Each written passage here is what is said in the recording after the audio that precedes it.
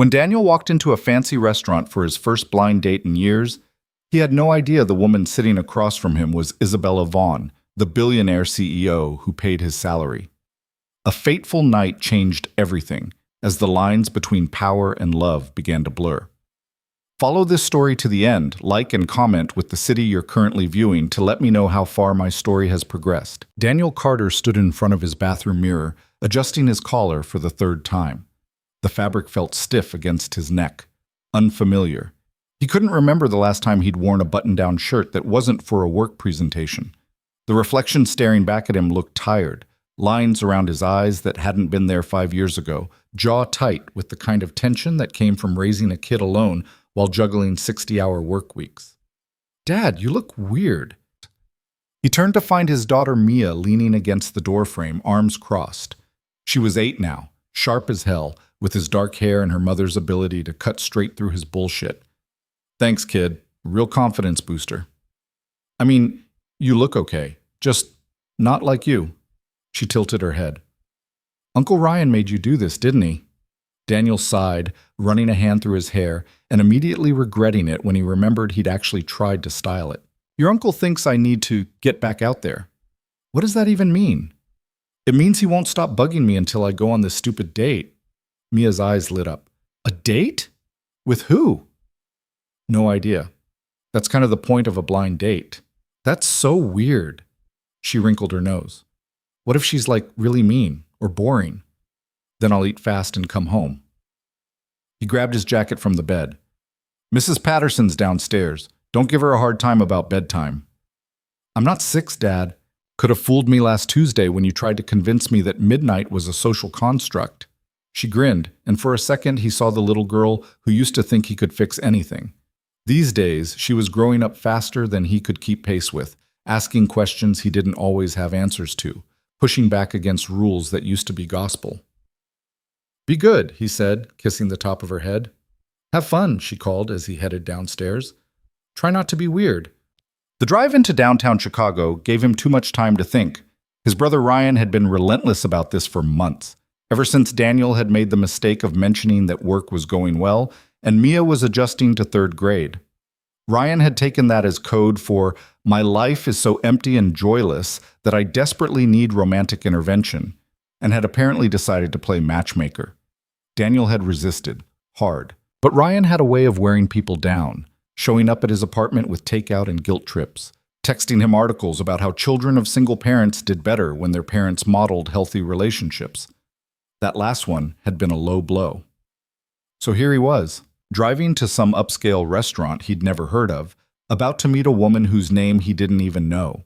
All because saying no one more time would have meant enduring another lecture about not letting the past define his future. The past. Christ. He didn't want to think about that tonight. The restaurant was called Luminaire, tucked into a neighborhood he'd only ever driven through on his way to somewhere else. The kind of place with a minimalist sign and windows that didn't show you what was inside. He pulled up to the valet, feeling immediately out of place, when a kid who couldn't be older than 19 took his keys and handed him a ticket without making eye contact. Inside was worse. All low lighting and polished surfaces, tables spaced far enough apart that conversation stayed private. The kind of ambient music that probably cost more to license than his car payment. The host, not a hostess, a host, in a suit that looked tailored, greeted him with a smile that was professionally warm and personally indifferent. "Reservation name?" "Carter. I'm supposed to be meeting someone." The host glanced at his tablet. "Of course. Your party has already arrived. Right this way."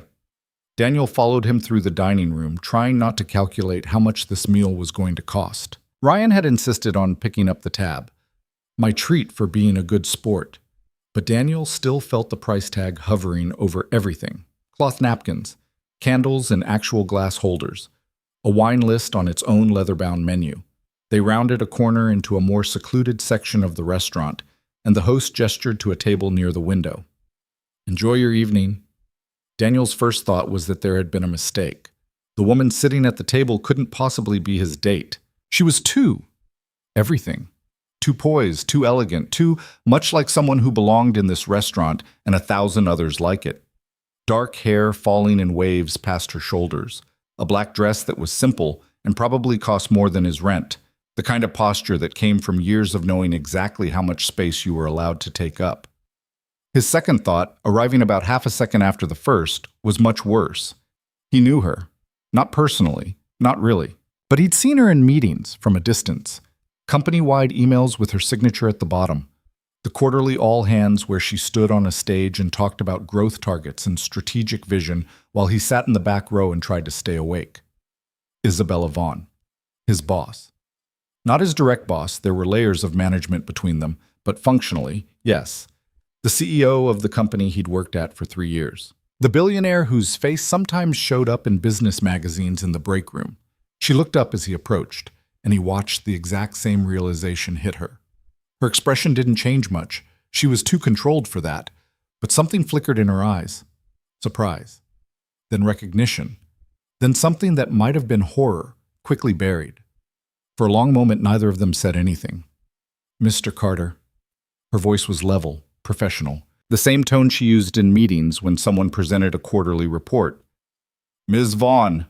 His voice came out rougher than he intended. I think there's been a mistake. I think several mistakes have been made. She set down her water glass with precision. Did Ryan set this up? Ryan's my brother. You know him? He works in our marketing department, 3rd floor. She exhaled slowly, and he caught the first crack in her composure. He approached me last month, said he had a friend who might be a good match. I didn't realize... She stopped. I should have asked more questions. Daniel's brain was still trying to catch up. His brother worked on the same floor as the CEO. Since when did Ryan have that kind of access? And why the hell would Isabella Vaughn agree to a blind date set up by someone from marketing? This is... He couldn't finish the sentence. Too many words competed for space. Inappropriate. Awkward. A potential HR nightmare. I should go. Wait. She held up a hand. Not a command, but not quite a request either. Sit, please. Every instinct told him to walk away. To apologize, make some excuse about a family emergency, and get the hell out before this got any more complicated. But something in her expression stopped him. She looked not vulnerable, exactly. Isabella Vaughn probably didn't do vulnerable. But there was something there. A flash of the same discomfort he felt, maybe. Or just the recognition that leaving now would make this story something people whispered about in break rooms for months. He sat. The silence stretched between them, filled only by the ambient noise of the restaurant. Silverware on plates. Low conversation from other tables. The soft jazz bleeding through speakers he couldn't see. I don't do this, Isabella said finally. Blind dates. Any dates, really. I told Ryan no. Multiple times. What changed? She picked up her wine glass, then set it down without drinking. He was persistent, and he made some valid points about work-life balance. Her mouth curved slightly, not quite a smile. Ironic, coming from someone whose idea of a vacation is checking email from a different time zone. Daniel recognized the deflection. He used the same technique with Mia when she asked questions he didn't want to answer. So you agreed to meet a complete stranger at an expensive restaurant because your employee thought you needed to get out more? When you put it that way, it sounds worse. I'm not sure there's a way to put it that sounds good. This time she did smile. Small, but real. Fair point. The waiter appeared then, impeccable timing or terrible luck. Daniel couldn't decide which. Good evening. Can I start you off with something to drink? Isabella glanced at Daniel, a question in her eyes. Are we doing this? He should say no. Should make excuses and leave and pretend this never happened.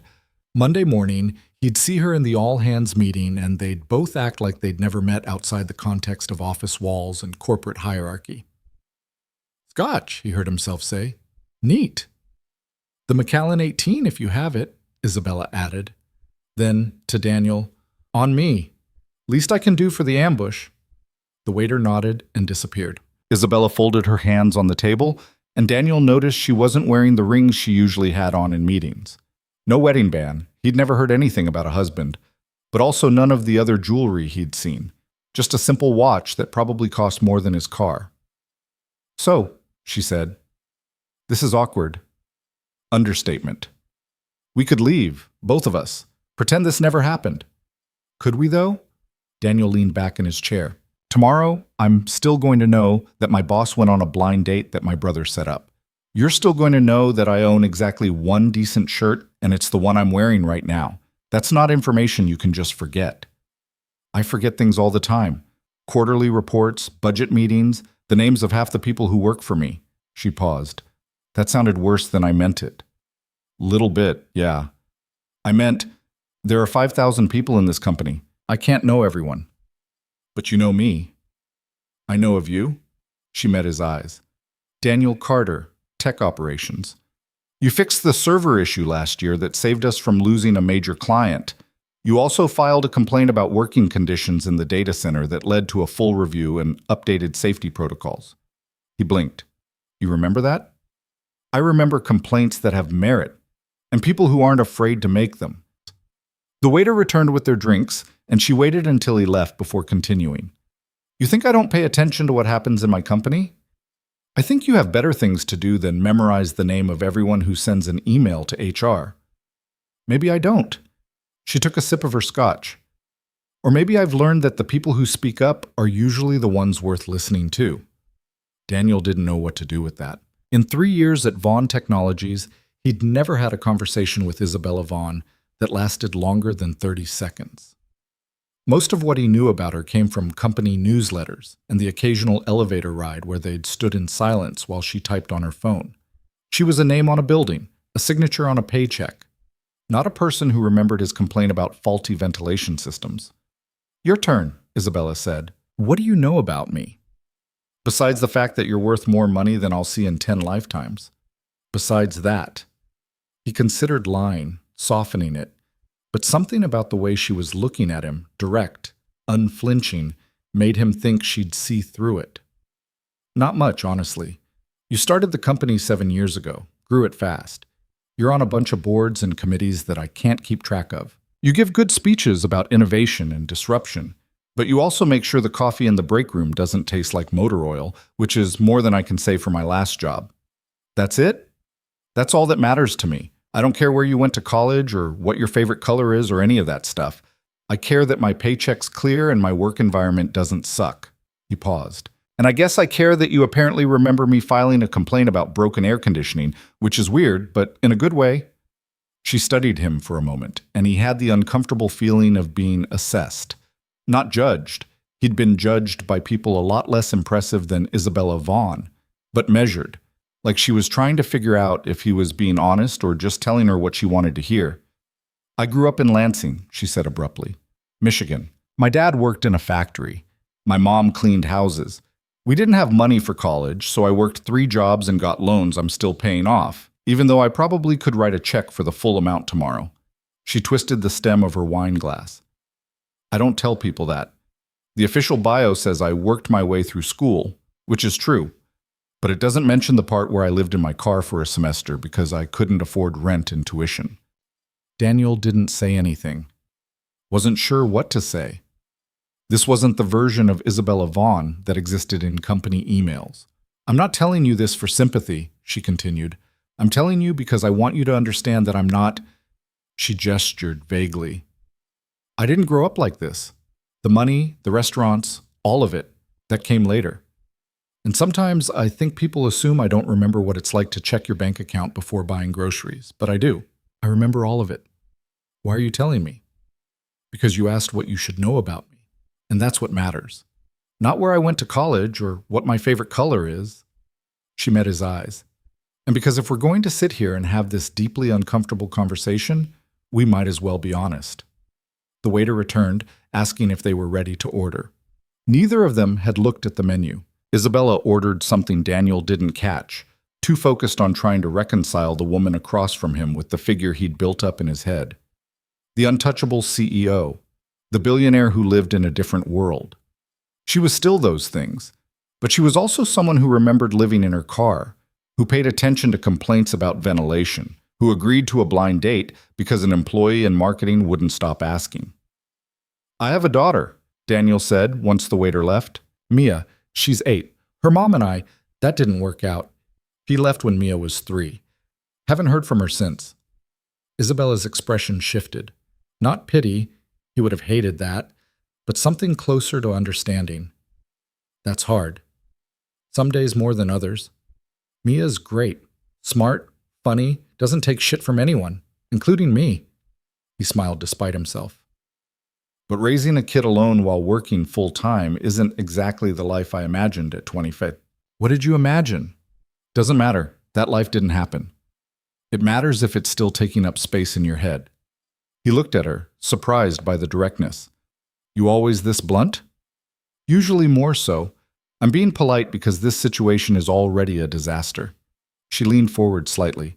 But yes, I don't see the point in dancing around things. Life's too short, and I spend too much of it in meetings where everyone's afraid to say what they actually think. Must be lonely. It is. She said it simply, without self-pity, a statement of fact. I have colleagues, employees, board members, people who want things from me or want to be associated with me. I don't have many friends, and dating, she laughed, sharp and humorless. Dating is impossible when everyone either wants your money or is intimidated by it. I'm definitely intimidated by it. Good. That means you're honest. She took another sip of scotch. I agreed to this date because Ryan promised me you didn't know who I was, that you'd never Googled me or asked around. He said, you were a normal guy with a good heart who just needed to get out of the house more, which, in retrospect, was a massive red flag that I should have caught. Ryan's an idiot. Ryan's well-meaning. There's a difference. She paused. But yes, also an idiot. Their food arrived. Daniel's steak, Isabella's salmon, both plated like art installations. He picked up his fork and tried not to think about how much this meal cost. Tried not to think about Monday morning, when he'd go back to work and she'd still be the CEO and he'd still be the guy who kept the servers running. This can't happen, Isabella said quietly. You know that, right? What can't happen? This. Whatever this is. We work for the same company. I'm your boss, several layers removed, but still your boss. There are policies, rules, very good reasons why this is a terrible idea. I know. So we finish dinner, we go our separate ways, and Monday this never happened. Agreed. They ate in silence for a while. The food was good, better than good, but Daniel barely tasted it. His mind kept circling back to the way Isabella had looked when she talked about living in her car, the crack in the polished exterior. The suggestion that maybe the person sitting across from him was more complicated than the figure he'd built up in his head. I volunteer, he said, breaking the silence, at a community center on the south side, teaching kids basic computer skills, how to code, how to stay safe online, that kind of thing. Isabella looked up from her plate. Why? Because I grew up in a neighborhood where the schools couldn't afford decent technology. By the time I got to college, I was years behind everyone else. Had to teach myself everything. He set down his fork. I don't want other kids to have that same fight, so I volunteer, twice a week, when I can swing it. That's... She stopped, searching for words. That's good. Really good. It's selfish, too. Mia comes with me sometimes. I want her to understand that not everyone has what she has. That being comfortable means you have a responsibility to the people who aren't. You're a good father. I'm a tired father who's making it up as I go and hoping I don't screw up too badly. He picked up his glass. But I'm trying. That's all I've got. Isabella was quiet for a moment. When she spoke again, her voice was softer. I fund scholarships for kids from low-income families who want to go into STEM fields. Full ride, tuition, room and board, books, everything.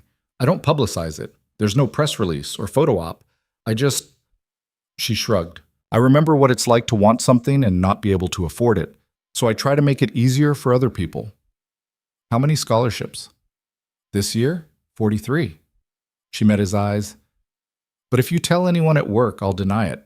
I don't want people thinking I'm doing it for good press. Why are you telling me? Because you told me about volunteering, and because... She hesitated. Because I'm tired of pretending I don't care about things. It's easier to be this cold, calculating CEO. People expect that, but it's exhausting. Daniel understood that better than he wanted to admit. The performance of holding everything together, of being strong and capable and never letting anyone see the cracks. They finished their meal, shared a dessert neither of them wanted, but both picked at out of obligation. Talked about things that didn't matter. Chicago winters, bad movies they'd seen recently, the best pizza in the city, safe topics. Easy conversation. When the check came, Isabella grabbed it before Daniel could even reach for his wallet. "This was my mistake," she said. "Well, Ryan's mistake, but I'm paying for it, literally. At least let me—" "Daniel." She looked at him, and there was something in her expression he couldn't quite name. "Let me do this, please." He nodded, watched her sign the check without even glancing at the total. Wondered what it must be like to have so much money that you didn't have to think about it. They stood, gathering their things. The restaurant had emptied out while they'd been talking, just a few other tables still occupied, couples leaning close in conversation, a group of businessmen on their fourth round of drinks. Outside, the valet brought their cars around. Daniel's aging Toyota looked worse than ever next to Isabella's sleek black Mercedes. She paused before getting in, turning to face him. "This was—" She stopped. "I don't know what this was." "Weird," Daniel offered. "Definitely weird. But not terrible." "No, not terrible." She smiled, small and genuine. "Monday. We go back to normal. You're an employee. I'm the CEO. This never happened." "Agreed." "Good." She opened her car door, then paused again. "Daniel?" "Yeah?" "Your brother's not entirely an idiot, just mostly." She drove away before he could respond, leaving him standing on the sidewalk with the valet and a head full of thoughts he didn't know what to do with. The drive home was quiet. Daniel's mind kept replaying moments from the dinner, the way Isabella had laughed at his joke about bad coffee, the crack in her voice when she'd talked about growing up poor, the look in her eyes when she'd said dating was impossible. His phone buzzed at a red light. "Ryan. How'd it go?" Daniel typed back, "We need to talk tomorrow." "That bad?" "That complicated." He didn't elaborate, tossed the phone onto the passenger seat and focused on the road. Mrs. Patterson was on the couch when he got home, watching some crime procedural with the volume low. She stood when he came in, gathering her purse and jacket. She was good. Went to bed at 9 without a fight. Miracle. "How was your evening?" "Interesting." That was the only word he could find that fit. "Really interesting." After Mrs. Patterson left, Daniel checked on Mia. She was asleep, sprawled across her bed with a book open on her chest. Some fantasy novel about dragons and magic. He marked her page, set the book aside, pulled the covers up. She stirred, eyes opening halfway. "Dad?" "Go back to sleep, kiddo." "Was it okay? The date?" "It was fine." "Just fine?" "Mia, sleep." She smiled, already drifting off again. "You look less weird now." He stood in her doorway for a moment, watching her breathe, thinking about Isabella's scholarships, his volunteering, the way they'd both admitted to being tired of pretending. His phone buzzed again. Another text, but not from Ryan this time. Unknown number. "This is Isabella. Ryan gave me your number. I hope that's okay." His finger hovered over the screen. It wasn't okay. It was the opposite of okay. This was exactly the kind of thing they'd agreed not to do. He should delete it. Block the number, go to bed and wake up Monday and pretend the evening had never happened.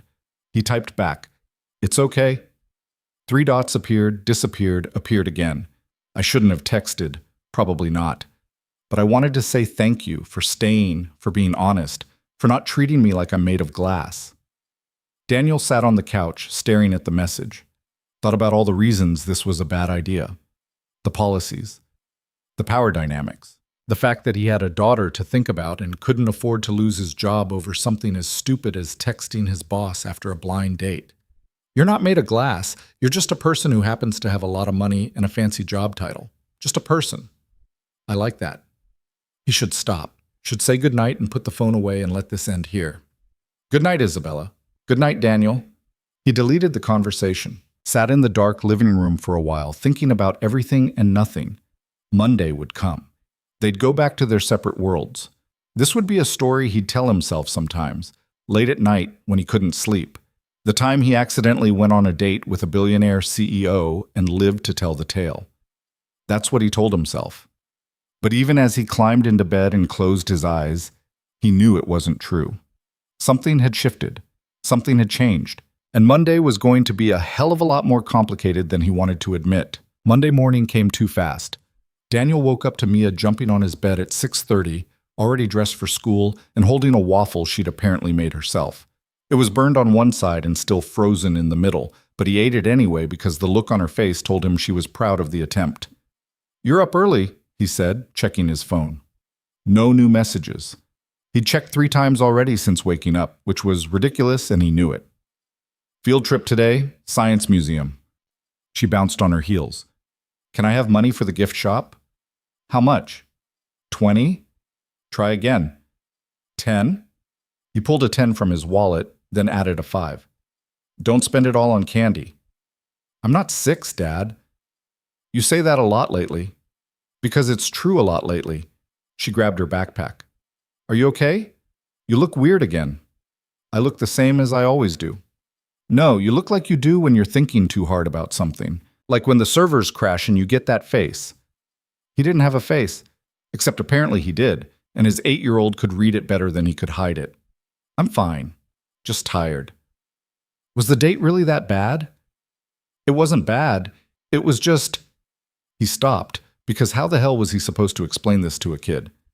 It was complicated. "Are you going to see her again?" "No." "Why not?" "Because sometimes things are complicated in ways that make them impossible." Mia frowned, processing this. "That's a grown-up answer. I hate grown-up answers." "Yeah, well, welcome to my world."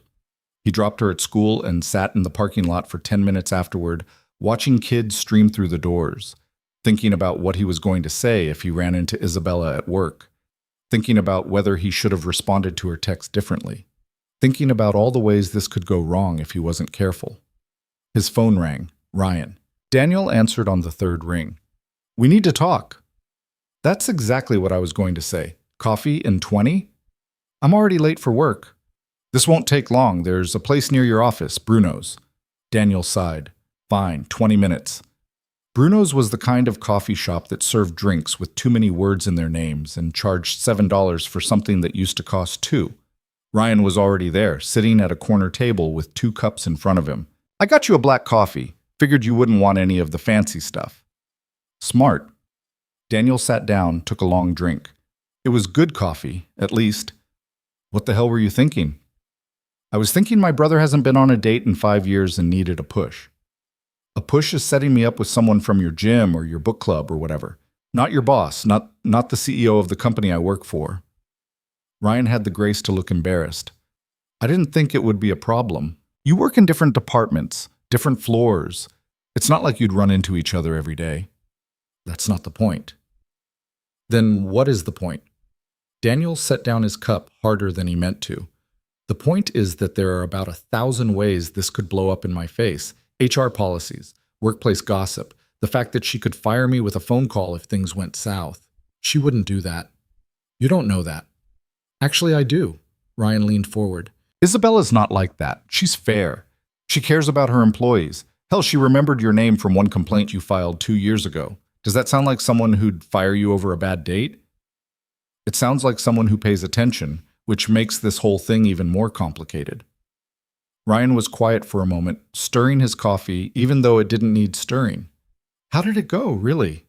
Daniel thought about lying. But this was Ryan, who'd been there when Mia's mom left, who'd helped him move into his apartment and watched Mia every time Daniel had to work late. They didn't keep secrets from each other, not the important ones anyway. "It went well, too well." "What does that mean?" "It means we talked, really talked. And she's not..." He struggled to find the words. "She's not who I thought she was. She's funny and smart, and she grew up poor and she funds scholarships for kids who can't afford college. She's real, Ryan, and that makes this so much worse." "Why worse?" "Because now I can't just write her off as some untouchable billionaire who lives in a different world. Now she's a person I actually liked talking to." Ryan smiled, the kind of smile that made Daniel want to punch him. "So you like her?" "I didn't say that. You didn't have to." It doesn't matter if I like her. We agreed it was a one-time thing. We're going back to normal today. And you believe that? I have to believe that.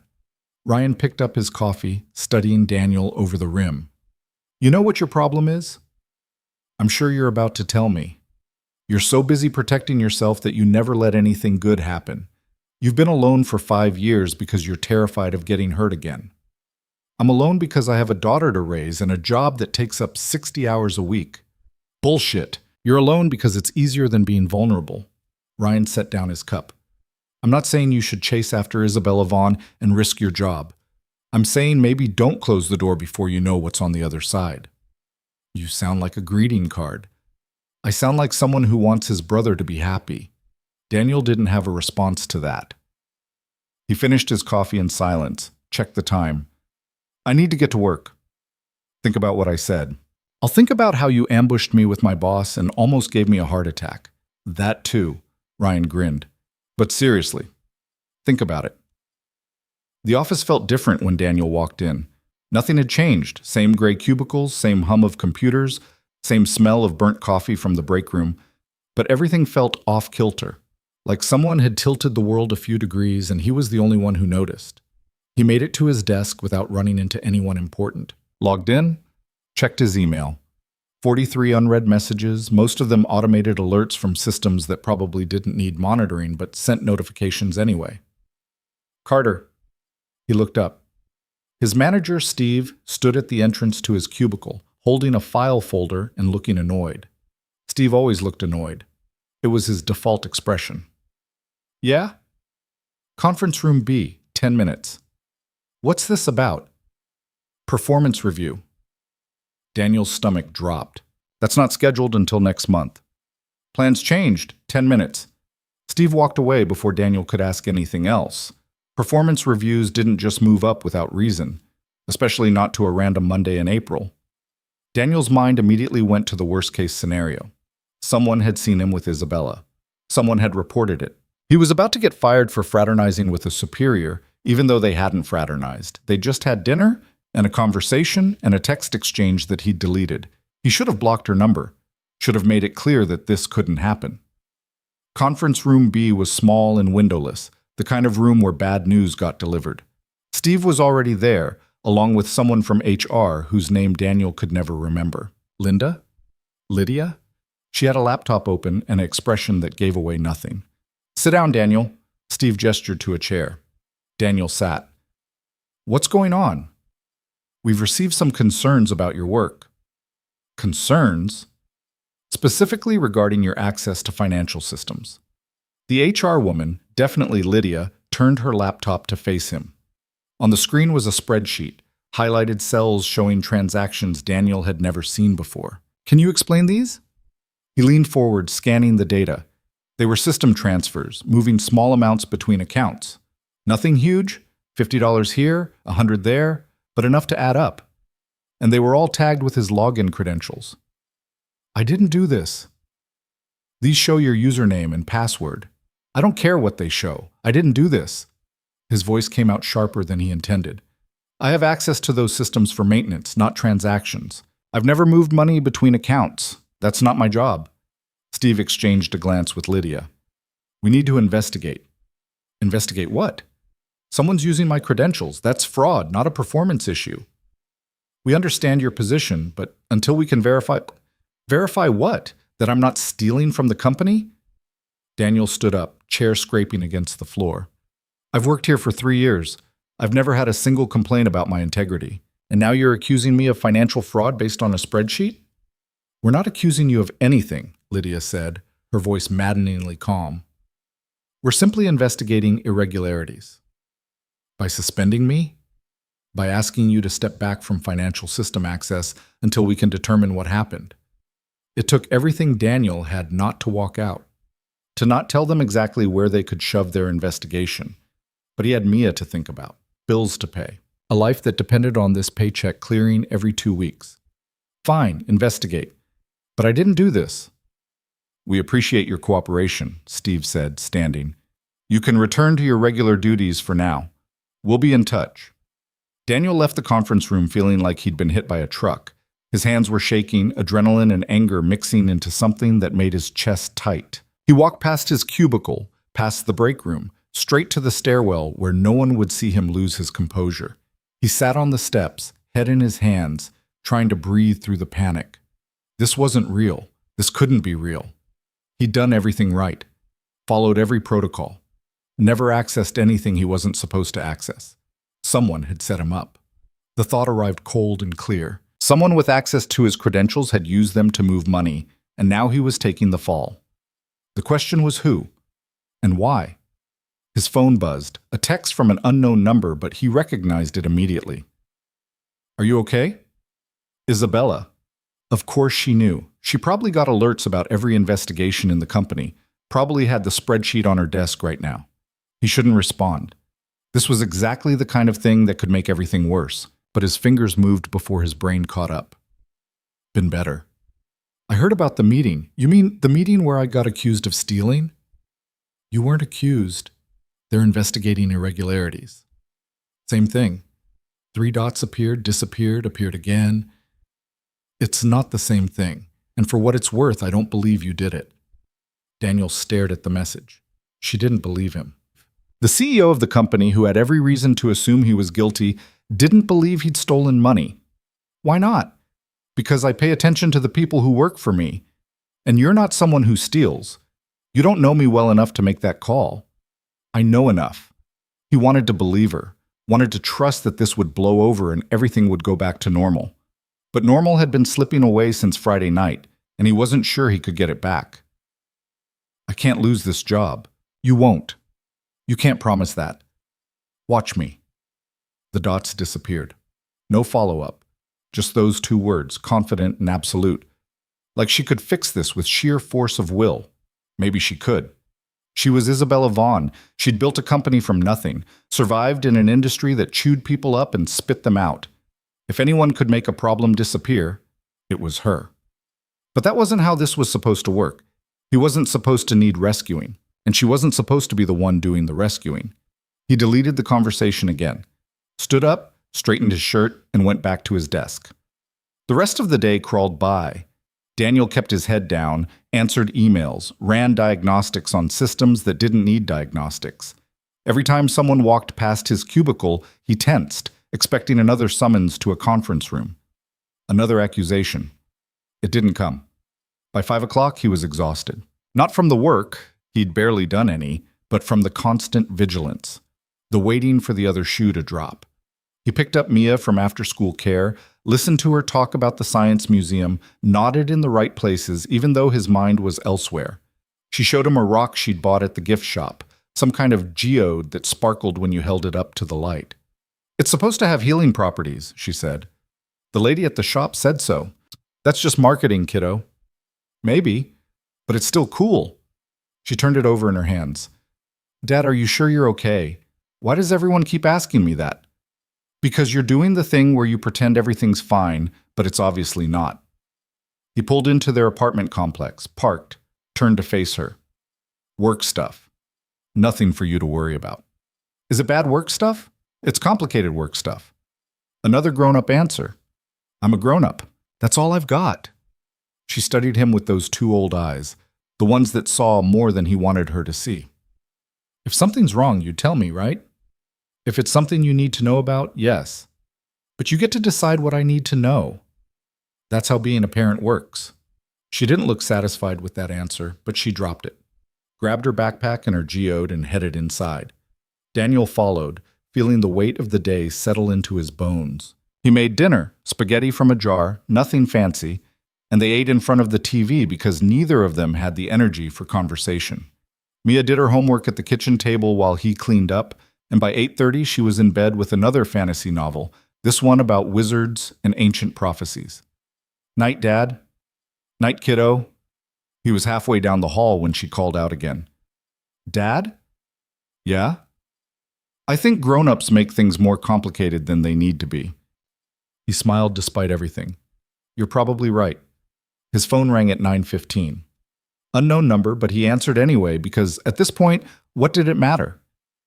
"Daniel Carter?" The voice was unfamiliar. Male, professional, with the kind of neutral tone that meant business. Speaking. This is Marcus Webb from IT Security. I'm calling about the investigation into your account access. Daniel's heart kicked into overdrive. Okay, well, we've been running diagnostics on the financial systems, and we found something interesting. The transactions in question were initiated from an IP address that doesn't match your work computer or any device registered to you. So someone else did it. It appears that way. We're still tracing the source, but I wanted to let you know that as of now, you're no longer under investigation. The relief hit him so hard he had to sit down. You're sure? Positive. We'll have a full report by Wednesday, but the preliminary findings clear you of any wrongdoing. Someone compromised your credentials and used them without authorization. Who? We're working on that, but you should know. This wasn't random. Someone targeted your account specifically. Why? That's what we're trying to figure out. Marcus paused. In the meantime, we've reset your passwords and added additional security measures. You should be able to access your systems normally tomorrow.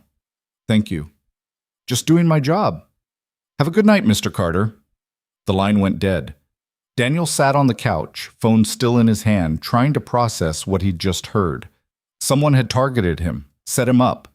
And if Marcus was right, it wasn't random, which meant someone wanted him gone, or at least wanted him to look guilty. The question was who, and whether this had anything to do with Friday night. His phone buzzed. Another text from Isabella. I heard. I'm glad it's resolved. How did you hear? The guy from IT just called me 10 minutes ago. I asked to be updated on the investigation. Why? Because I don't like seeing good people get screwed over for things they didn't do. He should thank her and leave it at that. Should maintain the professional distance they'd agreed on. But something in her message, the directness, the lack of corporate speak, made him want to push back. Is that the only reason? The response took longer this time, long enough that he thought maybe she wasn't going to answer. No. What's the other reason? Because I can't stop thinking about Friday night. Daniel's breath caught. This was dangerous. This was exactly the kind of thing they'd said they wouldn't do. Isabella, I know we said we'd go back to normal. I know this is a bad idea, but I'm tired of pretending. Pretending what? That I didn't feel something when we talked. That I don't want to see you again. He stared at the message for a long time, thought about all the reasons this was impossible. The power dynamics, the workplace policies, the fact that his job had almost been destroyed today, and getting involved with his boss was a guaranteed way to make that happen again. But he also thought about the way she'd looked at him across the table, the way she'd trusted him with her story, the way she'd said she remembered what it was like to be poor, to struggle, to be someone other than the person everyone assumed she was. This is a terrible idea. I know. We could both lose a lot. I know that too. So why are you telling me this? Because I'm 30 years old and I've spent the last 7 years building a company and forgetting how to be a person. And then I met you, and for the first time in years, I remembered what it felt like to connect with someone. Really connect. Not because they want something from me or because I'm useful to them, but because we actually understood each other. Daniel closed his eyes. This was the moment where he could walk away, block her number, pretend this conversation never happened. It would be the smart thing, the safe thing. I felt it too. So what do we do? I don't know. Can I see you again? Every rational part of his brain screamed no, but the part of him that had felt alive for the first time in years during that dinner, the part that had deleted her texts but couldn't stop thinking about them, that part was louder. When? Tomorrow night, after work, somewhere private. Where? My place. That was even worse. Going to her apartment crossed every line they'd drawn, but maybe that was the point. Maybe they'd already crossed those lines the moment they'd sat down at that restaurant and decided to stay.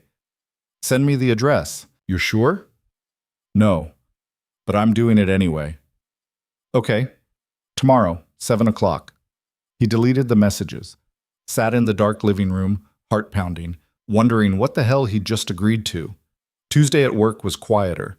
Daniel got his system access back, received a formal apology from Steve that sounded about as sincere as a corporate training video, and spent the day fixing problems that didn't require him to think too hard. He kept his head down, avoided the break room, and didn't make eye contact with anyone he didn't have to. Isabella sent him her address at noon.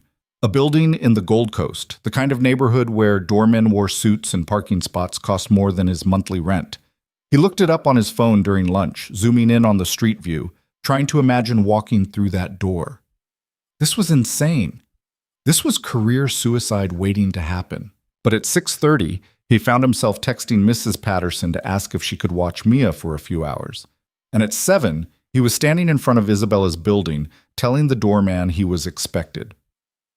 The elevator ride to the 23rd floor felt like it took an hour. His reflection in the mirrored walls looked exactly how he felt, nervous, out of place, like he was about to make a mistake he couldn't take back. The doors opened. He found her apartment number, knocked before he could talk himself out of it. Isabella answered immediately. She was dressed down, jeans and a sweater, hair pulled back, no makeup that he could see. She looked younger like this, less like a CEO, and more like the person he'd talked to at dinner. "Hi." "Hi." He stepped inside, taking in the space. It was nice. Of course it was nice, but not as overwhelming as he'd expected. Hardwood floors, big windows overlooking the city, furniture that looked comfortable instead of expensive, books on shelves, a laptop open on the coffee table, signs of a life actually lived here. "Can I get you something? Water? Wine? I have beer if you prefer." "Isabella." She stopped, looked at him. "Why am I here?" She didn't answer right away. Walked to the window, stared out at the light stretching across Chicago. When she finally spoke, her voice was quiet. "Because I'm tired of being careful. I'm tired of making smart decisions that leave me alone at the end of the day. I'm tired of pretending I don't want things I'm not supposed to want." She turned to face him. "And I want this. I want you. Even though it's stupid and risky and could blow up in both our faces." Daniel crossed the room, stopped a few feet away from her. Close enough to see the uncertainty in her eyes. The vulnerability she usually kept buried under layers of control. "I have a daughter. A life that depends on me making smart choices. I can't afford to lose my job. I know. If this goes wrong, I'm the one who gets destroyed, not you. You're the CEO. I'm just what? Just an employee?" Her voice sharpened. "You think that's all you are to me?" "I think that's what the world will see. The power dynamic, the scandal. You'll survive it. I won't. So we're careful." "How? How do we be careful when everyone at work knows your face and mine? When one wrong look in the hallway could start rumors?" "We figure it out." She stepped closer. "I'm not asking you to risk everything. I'm asking you to give this a chance, to see where it goes. And if it goes nowhere, then at least we tried. At least we didn't spend the rest of our lives wondering what if." He wanted to argue, wanted to list all the reasons this couldn't work. But she was standing there looking at him like he was the only person in the world who mattered, and all his careful logic evaporated. "This is a bad idea. Terrible idea. We're both going to regret this. Probably." He kissed her, not because it was smart or safe or the right thing to do, but because he'd been thinking about it since Friday night, and he was tired of pretending he hadn't. She kissed him back, her hands finding his shoulders, pulling him closer. When they finally broke apart, both breathing hard, she smiled. "So we're doing this." Apparently, he touched her face, still trying to believe this was real. "But we need rules." "Rules?" "No contact at work, no emails, no texts during business hours. We keep this completely separate from the office." "Agreed. What else?" "No one can know. Not your assistants, not my coworkers. If this gets out before we're ready, it won't. I can be discreet. Can you?" "Because you're not exactly anonymous." She laughed. "Fair point, but yes, I can keep a secret when it matters. And if someone finds out anyway, if this becomes a problem, then we deal with it, together." She took his hand. "I'm not going to let you face this alone, Daniel. Whatever happens, we handle it as a team." He wanted to believe her, wanted to trust that they could navigate this without destroying each other. But the part of him that had been burned before, the part that knew how badly things could go wrong, kept whispering warnings he couldn't quite silence. "I need to go. Mia's with the babysitter." "Okay." Isabella walked him to the door. "When can I see you again?" "I don't know. Friday, maybe?" "That's 3 days." "I know." She kissed him again, softer this time. "Be careful driving home." You too. I mean, he shook his head. You know what I mean. She smiled. I do. The elevator ride down felt different, lighter somehow, like he'd left some of his careful control on the 23rd floor and couldn't quite get it back. His phone rang before he made it to his car. Ryan. Where are you? Heading home. Why? Because I just saw your car parked in the Gold Coast and I know you don't know anyone who lives there except… Ryan paused. Tell me you're not doing what I think you're doing. I'm not having this conversation right now. Daniel, I mean it, Ryan, not now. Just be careful, okay? I know I pushed you into this, but I didn't think… I know what you thought, and I know what I'm doing. Do you? That was the question, wasn't it? Daniel ended the call, drove home through streets that looked exactly the same as they had an hour ago, even though everything felt different. Mrs. Patterson left as soon as he got back. Mia was already asleep, homework done, dishes in the sink. He stood in her doorway for a long time, watching her breathe, thinking about all the ways this could go wrong. But also thinking about the way Isabella had looked at him, the way she'd said they'd handle it together. Maybe that was enough. Maybe it had to be. His phone buzzed one last time before he went to bed. Thank you for coming over. Thank you for asking me. Good night, Daniel. Good night. He didn't delete the messages this time. Fell asleep with his phone on the nightstand, a small act of rebellion against all the rules they'd just agreed to follow. The next 3 weeks moved in a strange rhythm, days that felt ordinary on the surface but hummed with an undercurrent Daniel couldn't shake. He went to work, picked up Mia from school, volunteered at the community center on Thursdays. Everything looked the same. But underneath, his life had split into two versions of itself, and he was living both simultaneously. At the office, he was careful, painfully careful. He avoided the executive floor, took stairs instead of elevators when he thought Isabella might be in one, kept his emails professional to the point of being sterile. When they passed in hallways, which happened twice in those 3 weeks, they nodded like strangers. Her face gave away nothing. His probably gave away too much. But Friday nights, and sometimes Tuesdays when Mrs. Patterson could stay late, he drove to the Gold Coast and became someone else. Not someone different, exactly. Just someone who didn't have to measure every word and gesture. Someone who could sit on Isabella's couch with takeout containers spread across the coffee table and argue about whether deep dish or thin crust was real pizza. Deep dish is a casserole, he said one Friday, pointing his chopsticks at her. I will die on this hill. You're going to die on a lot of hills if you keep eating lo mein like that. She was curled up on the other end of the couch, wearing yoga pants and one of his hoodies she'd somehow claimed as her own. And deep dish is an art form. It's bread soup. Take that back. Make me. She threw a fortune cookie at him. He caught it, cracked it open, read the fortune out loud. You will find happiness in unexpected places. He looked up. Well, that's on the nose. Mine says I should play the lottery. She showed him the slip of paper. Clearly, these things are very accurate. They ate in comfortable silence for a while, some documentary playing on the TV that neither of them was really watching. This had become their routine: food, conversation, the careful dance of learning each other without the weight of their professional lives pressing down on them. Mia asked about you again, Daniel said eventually.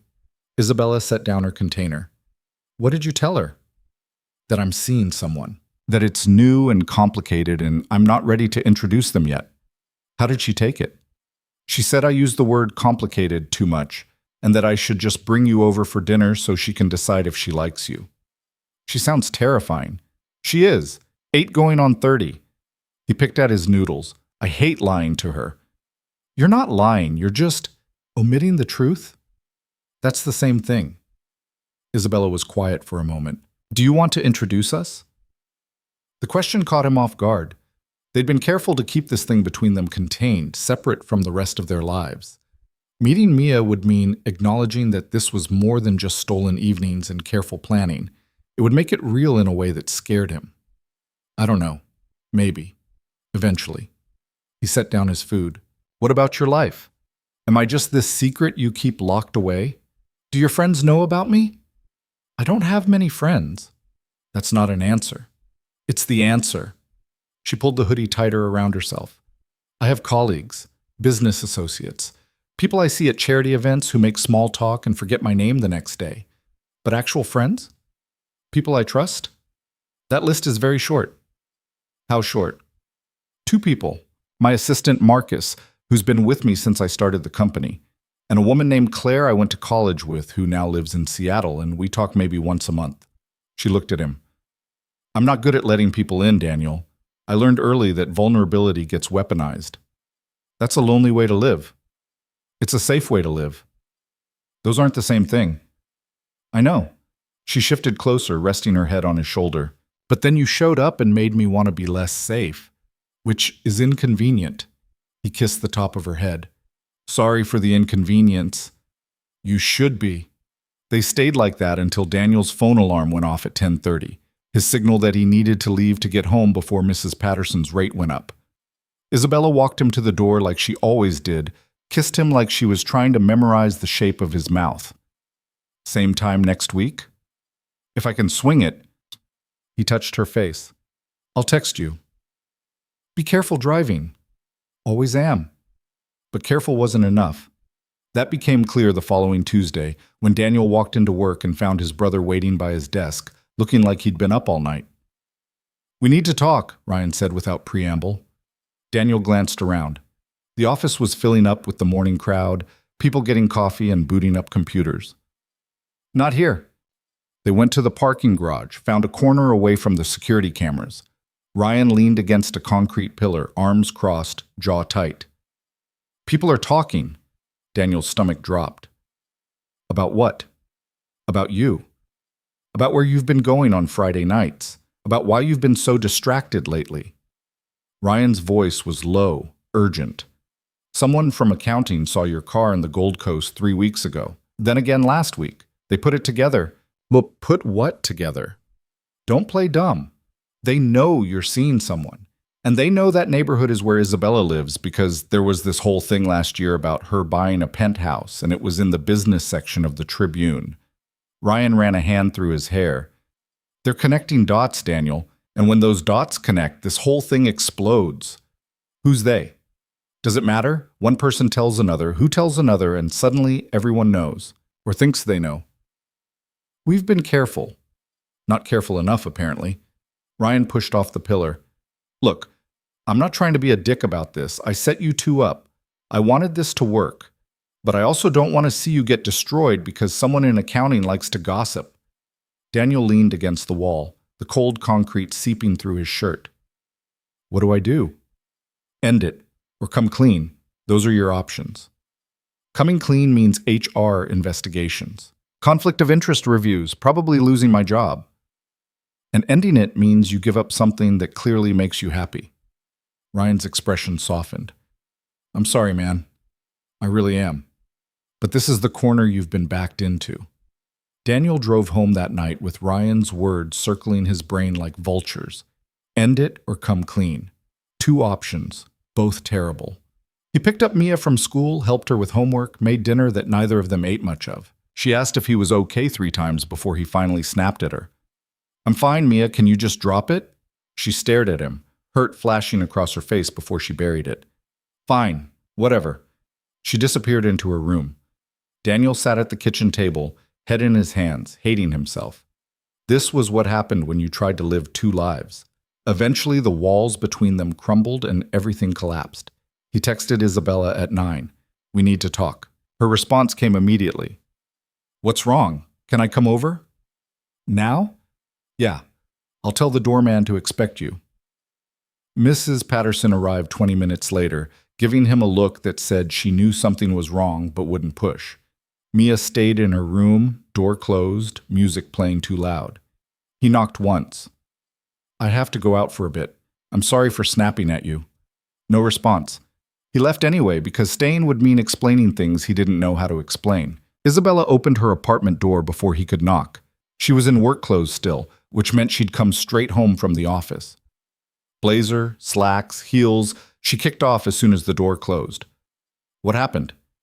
He told her everything, Ryan's warning, the gossip spreading through accounting, the way people were starting to notice patterns. She listened without interrupting, her expression growing more closed off with each sentence. So they know, she said when he finished.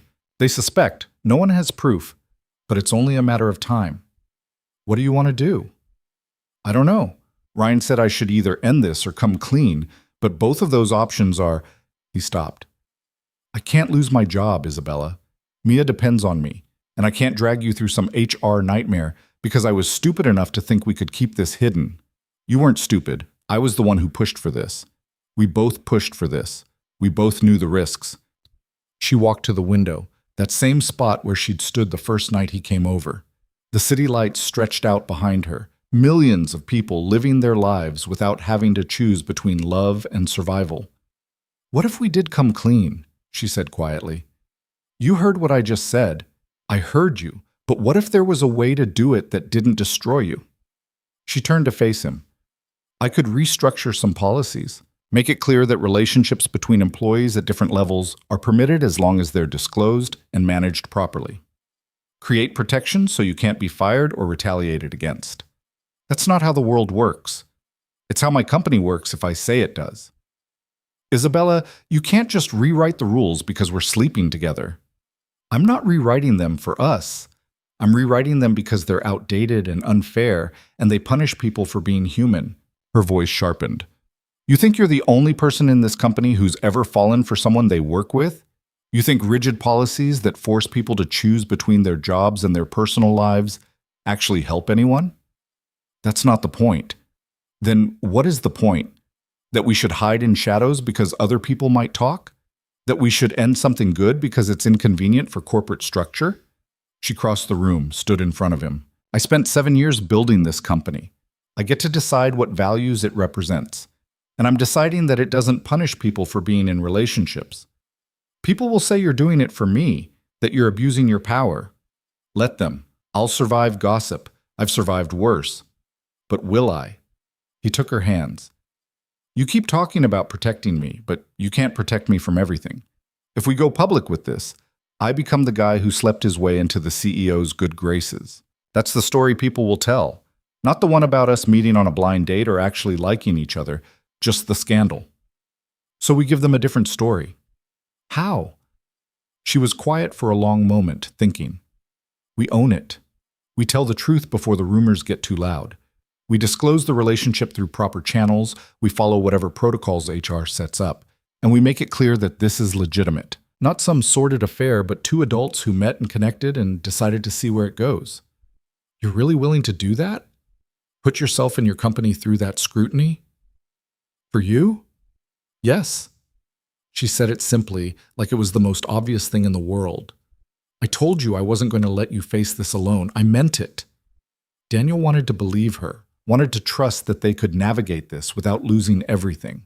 But the part of him that had been raised to play it safe, to never take risks he couldn't afford, kept pushing back. I need time to think. Okay? And I need you to really consider what you're offering. Because once we do this, we can't undo it. Your reputation is on the line too. I know what I'm risking. She pulled him close. Do you? He kissed her instead of answering, because he didn't have an answer. Not yet. Not when everything felt like it was moving too fast and spinning out of control. He left an hour later, more confused than when he'd arrived. Drove home through empty streets, trying to untangle his thoughts. By the time he got back, Mia was asleep, and Mrs. Patterson was watching TV with the volume down. Everything okay? She asked as she gathered her things. Getting there. She gave him a look that said she didn't believe him, but wouldn't push. That daughter of yours is stubborn, gets it from you. Great. That's just what I needed to hear. After she left, Daniel checked on Mia. She was sprawled across her bed again, book open on her chest. He marked the page, set it aside, pulled the covers up. She stirred but didn't wake. His phone buzzed with a text from Isabella. Whatever you decide, I'm with you. He set the phone down without responding. Lay in bed staring at the ceiling, weighing impossible choices against each other until exhaustion finally pulled him under. The decision came Thursday night, but not from him. Daniel was at the community center, helping a 12-year-old named Marcus debug some Python code when his phone rang. Unknown number. He almost didn't answer. Daniel Carter? Speaking. This is Jennifer Park from HR. I'm going to need you to come in tomorrow morning for a meeting, 9 a.m. His blood went cold. What's this about? I'd rather discuss it in person. Conference room A. Don't be late. She hung up before he could ask anything else. Daniel stared at his phone, stomach churning. This was it. Someone had reported their suspicions. HR was calling him in, and if they were calling him, they were probably calling Isabella too. He texted her as soon as he got to his car. HR wants to see me tomorrow morning. Me too, 10 a.m.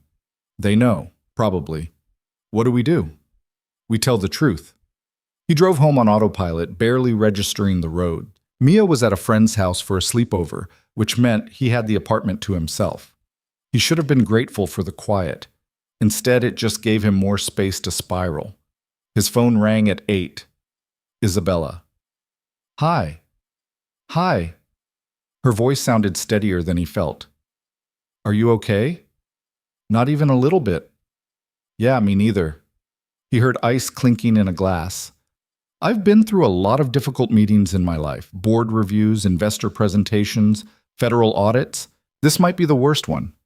At least you'll have answers afterward. That's not as comforting as you think. She paused. Daniel, whatever happens tomorrow, don't make promises you can't keep. I was going to say that I don't regret this. Any of it. Even if it all falls apart tomorrow, I don't regret meeting you. He closed his eyes. I don't regret it either, but that doesn't make it hurt less. I know. They stayed on the phone for another hour, talking about nothing important because the important things were too heavy to carry. Eventually, Isabella yawned and said she needed to sleep. Daniel said the same, even though he knew he wouldn't. Good luck tomorrow, she said. You too. Daniel? Yeah? Whatever they ask, just tell the truth.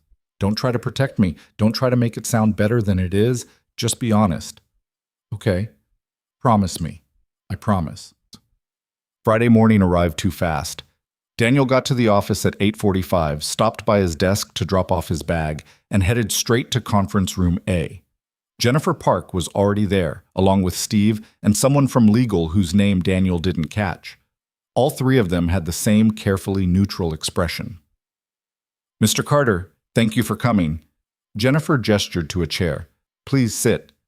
He sat, folded his hands on the table to keep them from shaking.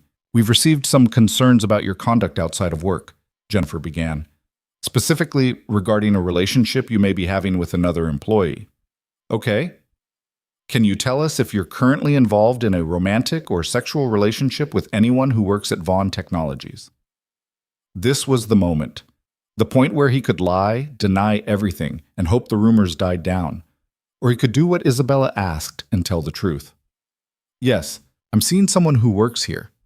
Jennifer's expression didn't change, but something flickered in her eyes. Can you tell us who?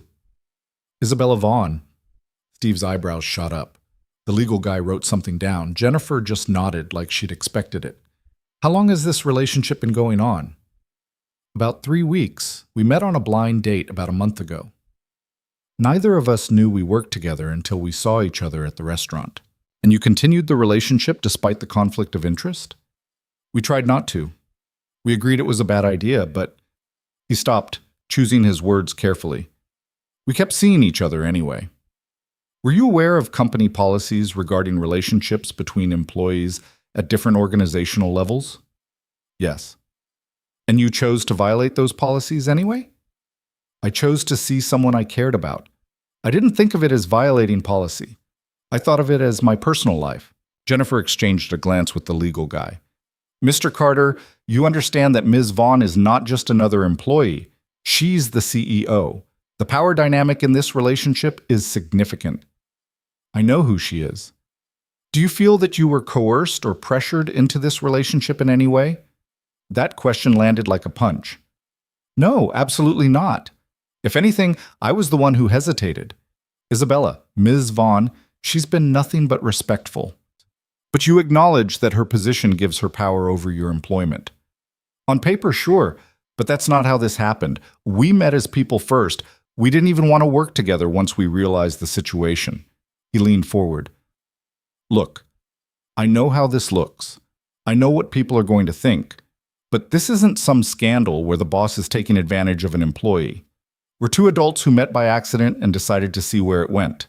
That may be true, but perception matters, especially when it comes to workplace ethics. Jennifer closed her folder. We're going to need to conduct a full investigation. That means interviews with other employees, a review of any work-related interactions between you and Ms. Vaughn, and an assessment of whether this relationship has created any conflicts of interest. How long will that take? A few weeks, probably. In the meantime, you're not suspended, but we do need you to avoid any direct or indirect contact with Ms. Vaughn regarding work matters. No emails, no meetings, no projects where you'd be collaborating. And what happens after the investigation?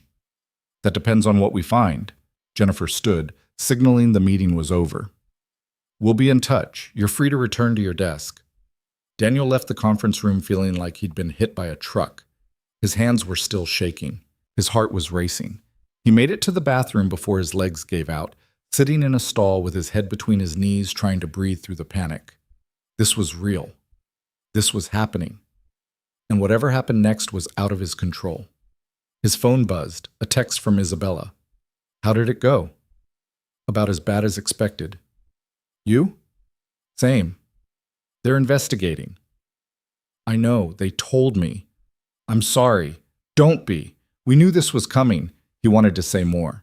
Wanted to tell her he was scared and angry and regretting everything. But they'd been told to avoid contact and texting probably counted. I should go. Okay. We'll figure this out. Yeah. He deleted the messages out of habit, then immediately felt stupid for it. HR was probably going to subpoena his phone records anyway. Nothing was private anymore. Nothing was safe. The rest of the day crawled by. Daniel kept his head down, avoided eye contact, and tried to ignore the whispers that started around lunch. People knew. Of course they knew. HR investigations didn't stay secret, especially when they involved the CEO. Ryan found him at his desk at 4. I heard. Good news travels fast. Are you okay? Do I look okay? Ryan sat on the edge of the desk. For what it's worth, I think you did the right thing. Telling the truth. Doesn't feel like the right thing. It rarely does. Ryan paused. You know there's going to be fallout, right? People are going to talk. They're going to make assumptions. I know. And you're ready for that. Daniel looked at his brother. No, but I don't have a choice. This is happening whether I'm ready or not. Do you love her? The question caught him off guard. He hadn't let himself think about it in those terms. Love was too big, too permanent. Love meant risking everything, and he'd already risked too much. I don't know. That's not a no. It's not a yes either. Ryan stood. Just take care of yourself, okay? And if you need anything, I'm here. Thanks. After Ryan left, Daniel packed up his things and left early. He couldn't stand another hour of sidelong glances and whispered conversations. Couldn't stand being the subject of everyone's speculation. He picked up Mia from her friend's house. She was hyper from too much sugar and not enough sleep, talking a mile a minute about everything they'd done. He let her talk, grateful for the distraction. Can we get pizza for dinner? She asked as they pulled into the apartment complex. Sure. Deep dish? Absolutely not. She grinned. Had to try. They ordered thin crust, ate in front of the TV, watched some animated movie Mia had seen a dozen times. She fell asleep halfway through, curled up against him. He carried her to bed, tucked her in, stood in the doorway watching her for a long time. This was what mattered. Not his job. Not his relationship. Not HR investigations or workplace gossip. Just this. His daughter, safe and asleep, trusting that he'd figure everything out. He just hoped he could live up to that trust. His phone buzzed at midnight, Isabella calling. Hey. Hey. Her voice was rough, like she'd been crying. I needed to hear your voice. Rough day. You could say that. She exhaled slowly. They asked me if I coerced you, if I used my position to pressure you into this relationship. What did you say? I told them the truth, that you're one of the few people who's ever treated me like a person instead of a title, that this was my choice as much as yours, that I'd rather lose my company than lose you. Daniel's breath caught. Isabella, I mean it. I've spent years building Vaughn Technologies. It's my legacy, my identity, everything I've worked for. But it's not everything I am, and I'm tired of pretending it is. What are you saying? I'm saying that if they force me to choose between the company and you, I choose you. You can't do that. Watch me. Isabella, think about what you're saying. Your whole life is tied up in that company. Your employees depend on you. The scholarships you fund, the people you help, all of that goes away if you walk away. Or maybe it doesn't. Maybe I find new ways to help people. Maybe I build something different. She paused. I'm not saying I want to leave. I'm saying I'm willing to if that's what it takes. Daniel closed his eyes. This was too much, too big. He'd never wanted anyone to make that kind of sacrifice for him. We'll figure this out, without you having to give up everything you've built. Promise? I promise I'll try. That's all I need. They stayed on the phone until Isabella's words started slurring with exhaustion and Daniel's eyes couldn't stay open anymore. Before they hung up, she said it again. I don't regret this. Neither do I. He meant it. Even with everything falling apart around them, even with the investigation and the gossip and the uncertain future, he didn't regret meeting her, didn't regret taking the risk. He just hoped that would be enough when everything finally came crashing down. The investigation dragged on for 2 weeks that felt like 2 months. Daniel went to work every day, did his job, and pretended not to notice the way conversation stopped when he walked into the break room. People were polite to his face and brutal behind his back. He knew because Ryan kept him updated, even when Daniel told him to stop. They're saying you're using her for money, Ryan reported one Tuesday over lunch. They ate in Daniel's car because the cafeteria had become unbearable. That she's having some kind of midlife crisis. That you're both idiots who deserve whatever happens. Anything else? Someone started a pool on how long until you get fired. Great. What are the odds? You don't want to know. Daniel took a bite of his sandwich, barely tasting it. I should have just lied. Said it was someone else, someone who didn't matter. She matters to you. That's the whole problem. No, the problem is that I thought I could have something good without it destroying my life. Ryan was quiet for a moment. For what it's worth, I think she's good for you. I've never seen you this miserable, but I've also never seen you this alive. Before her, you were just going through the motions. Work, Mia, sleep, repeat. Now you're actually living. Living would be a lot easier if people stopped treating me like I committed a crime. Give it time. Eventually something else will happen and everyone will move on to the next scandal. But Daniel wasn't sure he had time. HR had interviewed half the office, reviewed every email he'd ever sent Isabella, all 3 of them, and they were all about server maintenance, and was now combing through security footage to see if they'd ever been alone together in the building. The answer was no, because they'd been careful. But careful wasn't the same as innocent in the court of public opinion. At home, things were only slightly better. Mia had picked up on his mood, asking fewer questions but watching him more closely. She'd stopped talking about school and friends, like she was afraid any additional stress would break him. It made him feel like the worst father in the world. Dad? She said one night while they were washing dishes. Are you going to lose your job? He froze, hands in soapy water. Where did you hear that? I heard you on the phone. You were talking to Uncle Ryan. Mia, you can't just listen to my conversations. I wasn't trying to. You were being loud. She dried a plate with more focus than necessary. So are you going to lose it? He wanted to lie, wanted to tell her everything was fine and she didn't need to worry. But she was too smart for that, and she deserved better than false comfort. I might. There's a situation at work that's complicated. The woman you're seeing, the one you won't tell me about. How did you... I'm not stupid, Dad. You've been different since you went on that date. Happier, but also more stressed. And you keep checking your phone and leaving the apartment at weird times. She set down the dish towel. Is she the reason you might lose your job? It's not her fault. He searched for the right words. Sometimes things that seem simple turn out to be complicated, and sometimes the rules don't make sense, but you still have to follow them. That's another grown-up answer. Because it's a grown-up situation. She looked at him with those 2 old eyes. Do you love her? It was the same question Ryan had asked, the same question Daniel had been avoiding because answering it meant admitting things he wasn't ready to admit. I don't know yet. Maybe. Then fight for her. Don't just give up because things are hard. It's not that simple. It never is. But you're always telling me to stand up for what I believe in, to not let people push me around just because something's difficult. She grabbed another dish. You should take your own advice. Out of the mouths of 8-year-olds. Daniel finished the dishes in silence, thinking about what she'd said, about fighting instead of just surviving, about standing up instead of hiding. His phone rang at midnight. Not Isabella this time. They'd agreed to limit contact until the investigation wrapped up. This was Jennifer Park. Mr.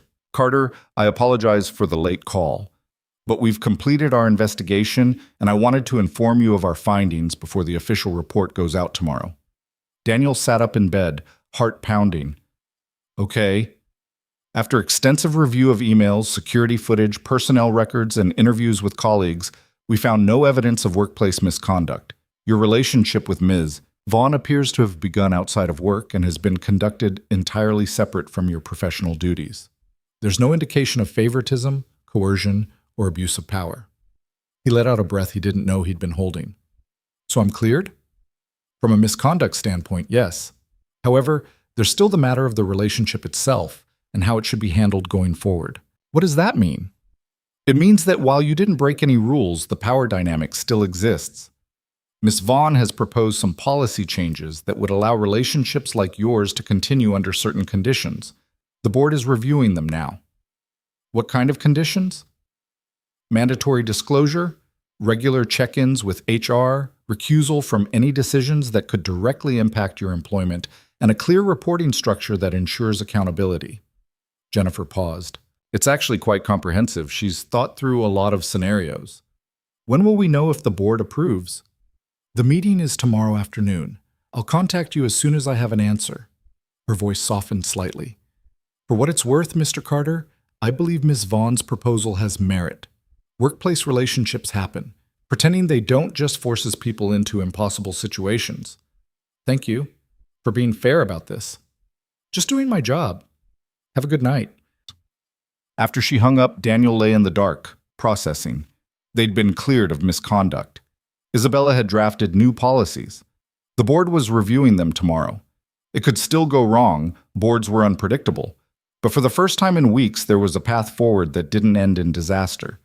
He wanted to call Isabella, to tell her what Jennifer had said. But it was almost 1 a.m, and she'd need to be sharp for the board meeting. Instead, he sent a text. HR called. We're cleared of misconduct. Your policies go to the board tomorrow. The response came immediately, like she'd been waiting by her phone. I know, Jennifer copied me on the report. Can't sleep? Not even a little bit. You? Same. Want to break our no-contact rule? Desperately. My place, 20 minutes. Daniel looked at the clock, looked at Mia's closed door, looked at his keys on the nightstand. This was stupid, reckless, everything they'd been trying to avoid. I'll be there in 15. He left a note for Mia in case she woke up, emergency at work, back soon, and drove to the Gold Coast breaking at least 3 traffic laws. Isabella opened the door before he could knock, pulled him inside, kissed him like she'd been drowning, and he was air. We're not supposed to be doing this, he said between kisses. I don't care. The investigation just cleared us. We can't… Daniel. She pulled back, hands on his face. Shut up. So he did. Let her lead him to the couch. Let himself get lost in the feel of her, the taste of her, the way she said his name like it was the only word that mattered. They didn't talk about the investigation or the board meeting or what would happen if this all fell apart. They just existed in the moment, stealing time they probably shouldn't be stealing. Later, tangled together on the couch with the city lights streaming through the windows, Isabella traced patterns on his chest. I'm scared, she said quietly. Of what? Tomorrow. The board. They could reject everything I've proposed. They could force me to choose between the company and you. What would you choose? I already told you. I know what you said, but saying it and doing it are different things. She was quiet for a long time. I built this company from nothing. I poured 7 years of my life into it. It's my legacy, my proof that I'm more than where I came from. She shifted to look at him. But it's not my life. You are. Or you could be if we survive this. That's a lot of pressure to put on someone you've known for 2 months. I know. I'm sorry. I don't mean to make this harder than it already is. You're not. He kissed her forehead. I'm scared too. But I'm also sure about this, about you, about wanting to fight for something instead of just letting it slip away because it's complicated. When did you get so brave? My daughter told me to take my own advice. Miss Isabella laughed, the sound breaking some of the tension. Smart kid. Too smart for her own good. He checked his phone. 3:47. I should go. Mia will be up in a few hours, and I don't want her to worry. Okay. Isabella walked him to the door, neither of them wanting to let go. Tomorrow's going to be a long day. I'll be thinking about you. I'll be thinking about you too. He kissed her one more time, then forced himself to leave before he could change his mind. The drive home was quiet, the streets empty except for delivery trucks and the occasional taxi. By the time he got back to his apartment, the sky was starting to lighten. Mia's door was still closed. His note was where he'd left it. He crumpled it up, tossed it in the trash, and fell into bed for 2 hours of sleep that felt like 2 minutes. The board meeting was scheduled for 2 in the afternoon. Daniel spent the morning at his desk, pretending to work while refreshing his email every 30 seconds. Ryan stopped by at 11 with coffee and moral support. Any word? Nothing yet? It's going to be fine. You don't know that. Neither do you, so we might as well be optimistic. Ryan sat on the edge of the desk. You know, I've been thinking about this whole thing, about how it started. Please don't remind me that this is your fault. Actually, I was going to say that maybe it's not. Maybe you two were always going to meet somehow. Maybe the blind date was just the universe's way of speeding up the inevitable. You sound like one of those fortune cookies. I'm just saying, maybe this was always supposed to happen. All the complications, the drama, the risk, maybe that's part of the story. Daniel looked at his brother, When did you get philosophical? When I realized my matchmaking attempt turned into a corporate scandal. Ryan grinned. But seriously, I hope it works out. For both of you. Thanks, I think. At 1:30, Daniel's phone buzzed with a text from an unknown number. He opened it, expecting spam, and found a message from Isabella's assistant, Marcus. Ms. Vaughn asked me to let you know the board meeting is starting. She wanted you to know she's fighting for this. Daniel stared at the message, chest tight. He'd never met Marcus, but the fact that Isabella had asked him to reach out meant something. Meant she was thinking about Daniel even in the middle of what was probably the most important meeting of her career. Thank you. Tell her good luck. Will do. The next 45 minutes were torture. Daniel couldn't focus on anything. Couldn't read emails, couldn't fix problems, couldn't even have a coherent conversation when someone from accounting stopped by with a question. He just sat at his desk, watching the clock, waiting. At 2:17, his phone rang. Jennifer Park. Mr. Carter, the board has made their decision. And? They've approved Ms. Vaughn's proposal with some modifications. Relationships between employees at different organizational levels will be permitted as long as both parties disclose the relationship, agree to regular HR check-ins, and establish clear boundaries around work-related decisions. So you can continue your relationship, yes, with the understanding that there will be oversight and accountability measures in place. Daniel felt something in his chest unclench. What are the modifications? Ms. Vaughn will need to recuse herself from any personnel decisions that directly affect you. That means she can't approve your raises, promotions, or terminations. Those decisions will go through a committee instead. Additionally, both of you will need to attend quarterly meetings with HR to ensure the relationship isn't creating workplace issues. That's fair. The board thought so too. There was some concern about optics, but Ms. Vaughn made a compelling case for why these policies benefit the entire company, not just her personal situation. When does this go into effect? Immediately. I'll send you both the official documentation this afternoon. In the meantime, congratulations. You're free to resume normal contact. After Jennifer hung up, Daniel sat at his desk, stunned. They'd done it. They'd survived the investigation, gotten the policies changed, and come out the other side with their jobs intact. It didn't seem real. His phone buzzed. Isabella. We won, I heard. Are you okay? Better than okay. Can I see you tonight? Yes. My place. I'll cook. You don't cook. I'll order in and pretend I cooked. Perfect. He was grinning at his phone when Ryan appeared at his cubicle. I take it from that stupid smile that things went well. Board approved the new policies. We're in the clear. Thank Christ, I was running out of ways to look supportive while secretly panicking. Ryan clapped him on the shoulder. I'm happy for you, man. Really. Thanks for everything. I know this whole thing was a mess. Best mess I ever created. Ryan's expression turned serious. But do me a favor. Don't waste this. You fought hard for it. Make it count. I will. The rest of the day passed in a blur. Daniel finished his work, sent the requisite emails, and left the office at 5 without looking back. He stopped at a grocery store to pick up the ingredients he had no idea how to use, then gave up and ordered Thai food on his way home. Mia was at the kitchen table when he walked in, working on math homework. She looked up, took in his expression, and smiled. Good day? Really good day. Does this mean you're not going to lose your job? Not today, at least. And the woman you won't tell me about? I can tell you about her now, if you want to hear it. Mia set down her pencil. I'm listening. So Daniel told her. Not everything. Some details weren't appropriate for an 8-year-old, but the important parts. How he'd met Isabella on a blind date Uncle Ryan set up. How they'd realized they worked together and tried to stop seeing each other but couldn't. How they'd fought to make it work, even when everyone said it was impossible. So she's your boss?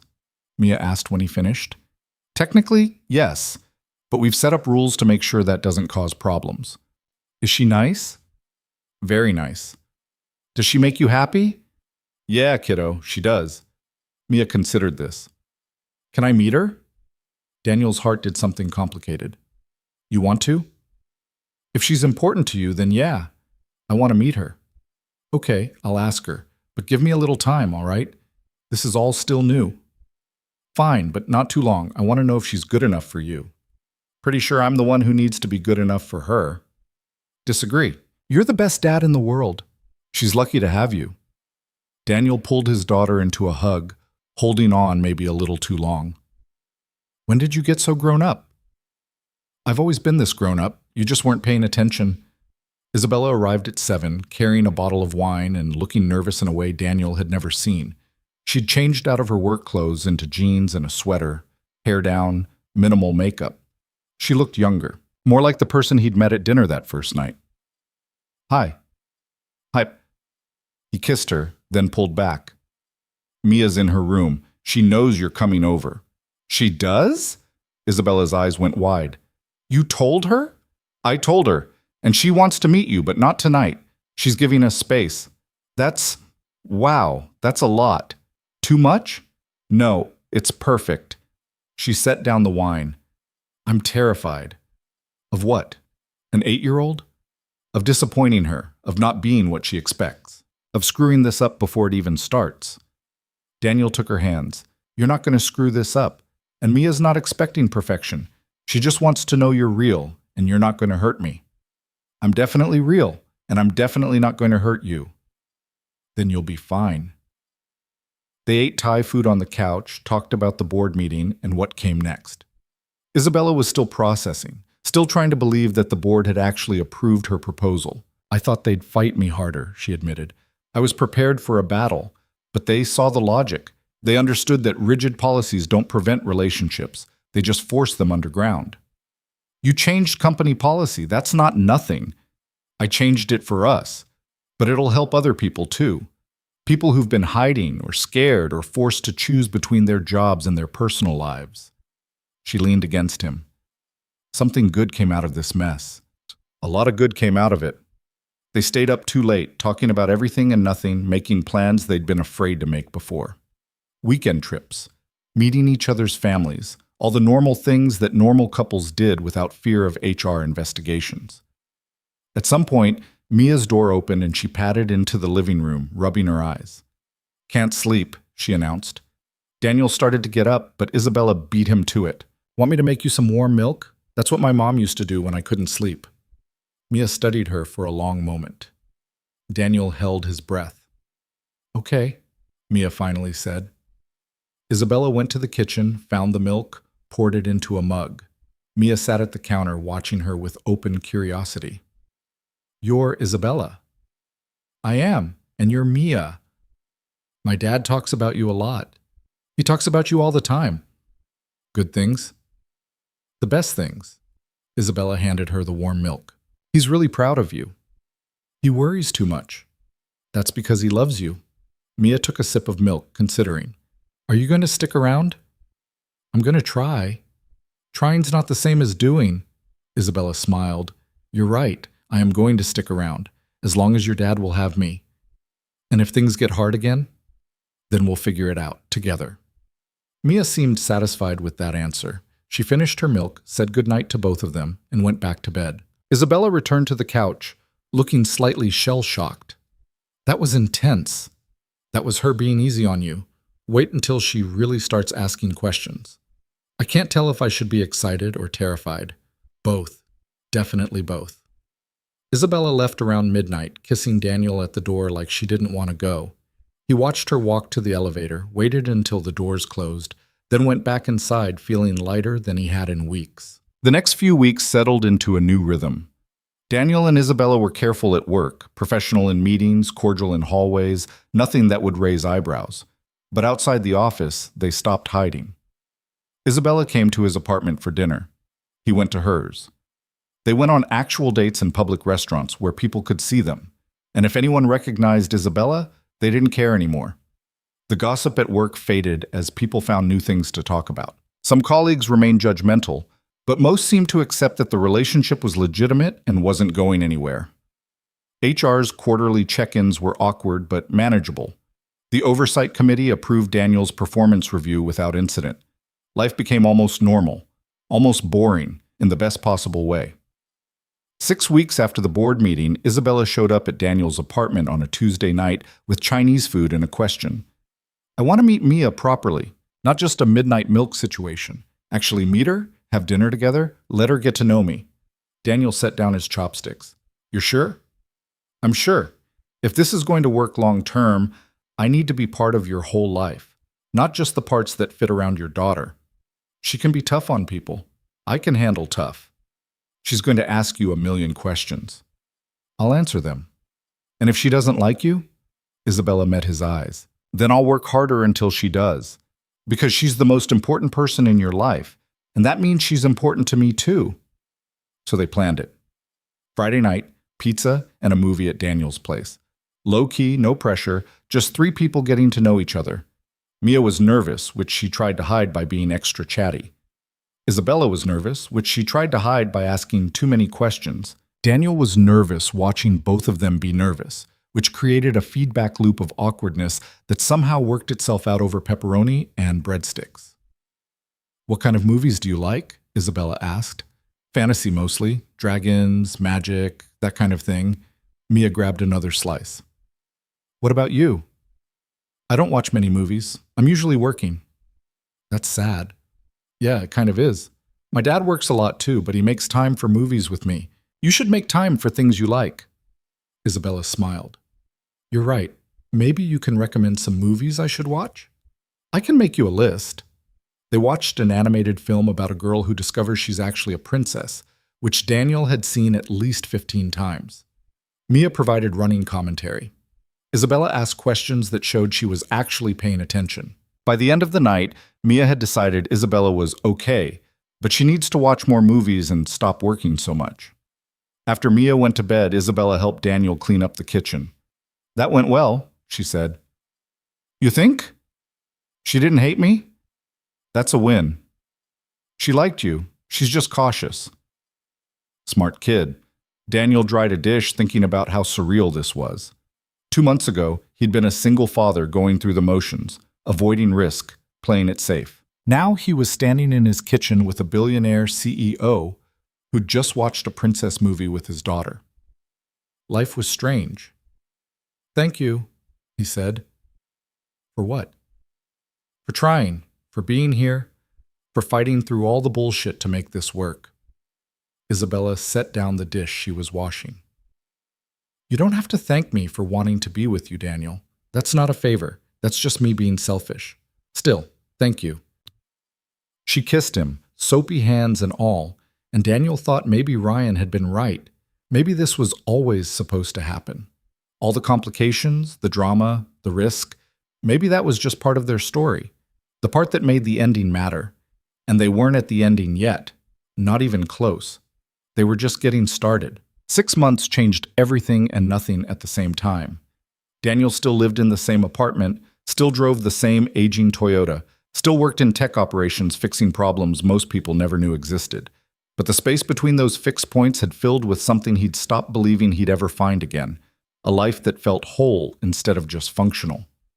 Isabella had become a constant presence, not in the overwhelming way he'd feared, but in the small moments that mattered. Saturday mornings at the farmer's market with Mia, who'd appointed herself as the official taste tester of every cheese sample. Sunday dinners where Isabella attempted to cook and Daniel supervised with varying degrees of success. Weeknight calls when they were both too tired to be charming, but talked anyway because not talking felt worse. The office had adapted too, though not without friction. There were still people who looked at Daniel differently, who questioned whether his project assignments were merit-based or favoritism disguised as policy compliance. The oversight committee helped. Every promotion, every raise, every performance review went through them instead of Isabella. But perception was harder to control than procedure. Someone in finance said I only got the server upgrade project because I'm sleeping with the boss, Daniel told Ryan over lunch one Tuesday. They were back to eating in the cafeteria, though Daniel still chose tables in the corner out of habit. What did you say? Nothing. What am I supposed to say? Actually, I got it because I'm the most qualified person for the job? That just sounds defensive. So let them think what they want. You know the truth. Isabella knows the truth. That's all that matters. Easy for you to say. You're not the one people are talking about. Ryan stabbed at his salad. You're right. I'm the idiot who set this whole thing in motion and then got to watch from the sidelines. Much better position. Daniel smiled despite himself. Still blaming yourself for that? Every day. But also taking credit when things go well, so it evens out. The truth was that things were going well, better than Daniel had let himself hope. The relationship that had started as an impossible complication had settled into something solid, something real. Isabella had learned to leave work at the office most nights, to be present instead of distracted. Daniel had learned to accept help when she offered it, to let someone else carry some of the weight instead of insisting he could handle everything alone. But there were still fractures neither of them talked about. The way Isabella tensed when board members questioned her judgment. The way Daniel flinched when people whispered in hallways. The careful dance they did around certain topics, like the future, like what came next, like whether this thing between them was permanent or just a really good run that would eventually end. Those fractures came to a head on a Thursday in October when Daniel got called into an emergency meeting with Steve and two people from IT security he'd never met. His first thought was that someone had hacked the servers again. His second thought, arriving with a cold rush of dread, was that someone had found a new reason to question his relationship with Isabella. He was half right. We've identified the source of the financial discrepancies from earlier this year, the older security guy said. His name was Robert, and he had the kind of face that suggested he'd seen every variety of corporate fraud and wasn't impressed by any of it. The transactions that were initially flagged under your credentials. So Daniel's stomach dropped. I thought that was resolved. HR cleared me. You were cleared of wrongdoing, yes, but we've been continuing to investigate who actually initiated those transfers. Robert pulled up a screen on his laptop, turned it to face Daniel. We traced the IP address to a former employee named Marcus Webb. The name meant nothing to Daniel. Who? He worked in IT security until about 8 months ago. Left the company under less than ideal circumstances. There were questions about his access to sensitive systems. Robert scrolled through what looked like server logs. He used your credentials to move money between accounts, small amounts over several weeks. When you were flagged, he assumed that would be the end of it, that you'd be fired and he'd be clear. But I wasn't fired. No, and that made him nervous. So he tried again, this time targeting someone else. Robert pulled up another file. 3 weeks ago, similar transactions showed up under credentials belonging to Isabella Vaughn. Daniel went cold. Did they think we caught it faster this time. But yes, there was an initial investigation. It was resolved within 48 hours once we made the connection to Webb. Steve leaned forward. his usually annoyed expression replaced with something closer to concern. The reason we're telling you this is that Webb left a trail. Emails, messages, evidence that suggests he targeted you specifically because of your relationship with Ms. Vaughn. Why? Revenge, near as we can tell. He was let go after Isabella discovered he'd been selling company data to competitors. She handled it personally, made sure he was blacklisted from the industry. He blamed her for ruining his career. So he went after me to get to her. That's the working theory. Discredit you, make you look like a thief, damage her judgment by extension. Robert closed the laptop. Webb's been arrested. The evidence is solid. This is over. But it didn't feel over. It felt like confirmation of Daniel's worst fear, that being with Isabella came with risks he couldn't control, threats he couldn't see coming, that loving her made him a target. After the meeting, Daniel sat in his car for 20 minutes, trying to process. Someone had tried to destroy his career, not because of anything he'd done, but because he was connected to Isabella. And it could happen again. Different person, same motivation. Her world was full of people who held grudges and had resources to act on them. His phone buzzed. Isabella. Heard about the meeting. Are you okay? He stared at the message. Was he okay? He didn't know anymore. Can we talk tonight? Of course. My place or yours? Mine. I need to put Mia to bed first. I'll be there at 8.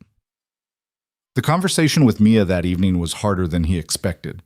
She'd gotten comfortable with Isabella over the past few months, had stopped asking if she was going to stick around and started assuming she would. But Daniel couldn't shake the feeling that he was putting his daughter in danger by proxy, that Webb was just the first of many people who might try to use him to hurt Isabella.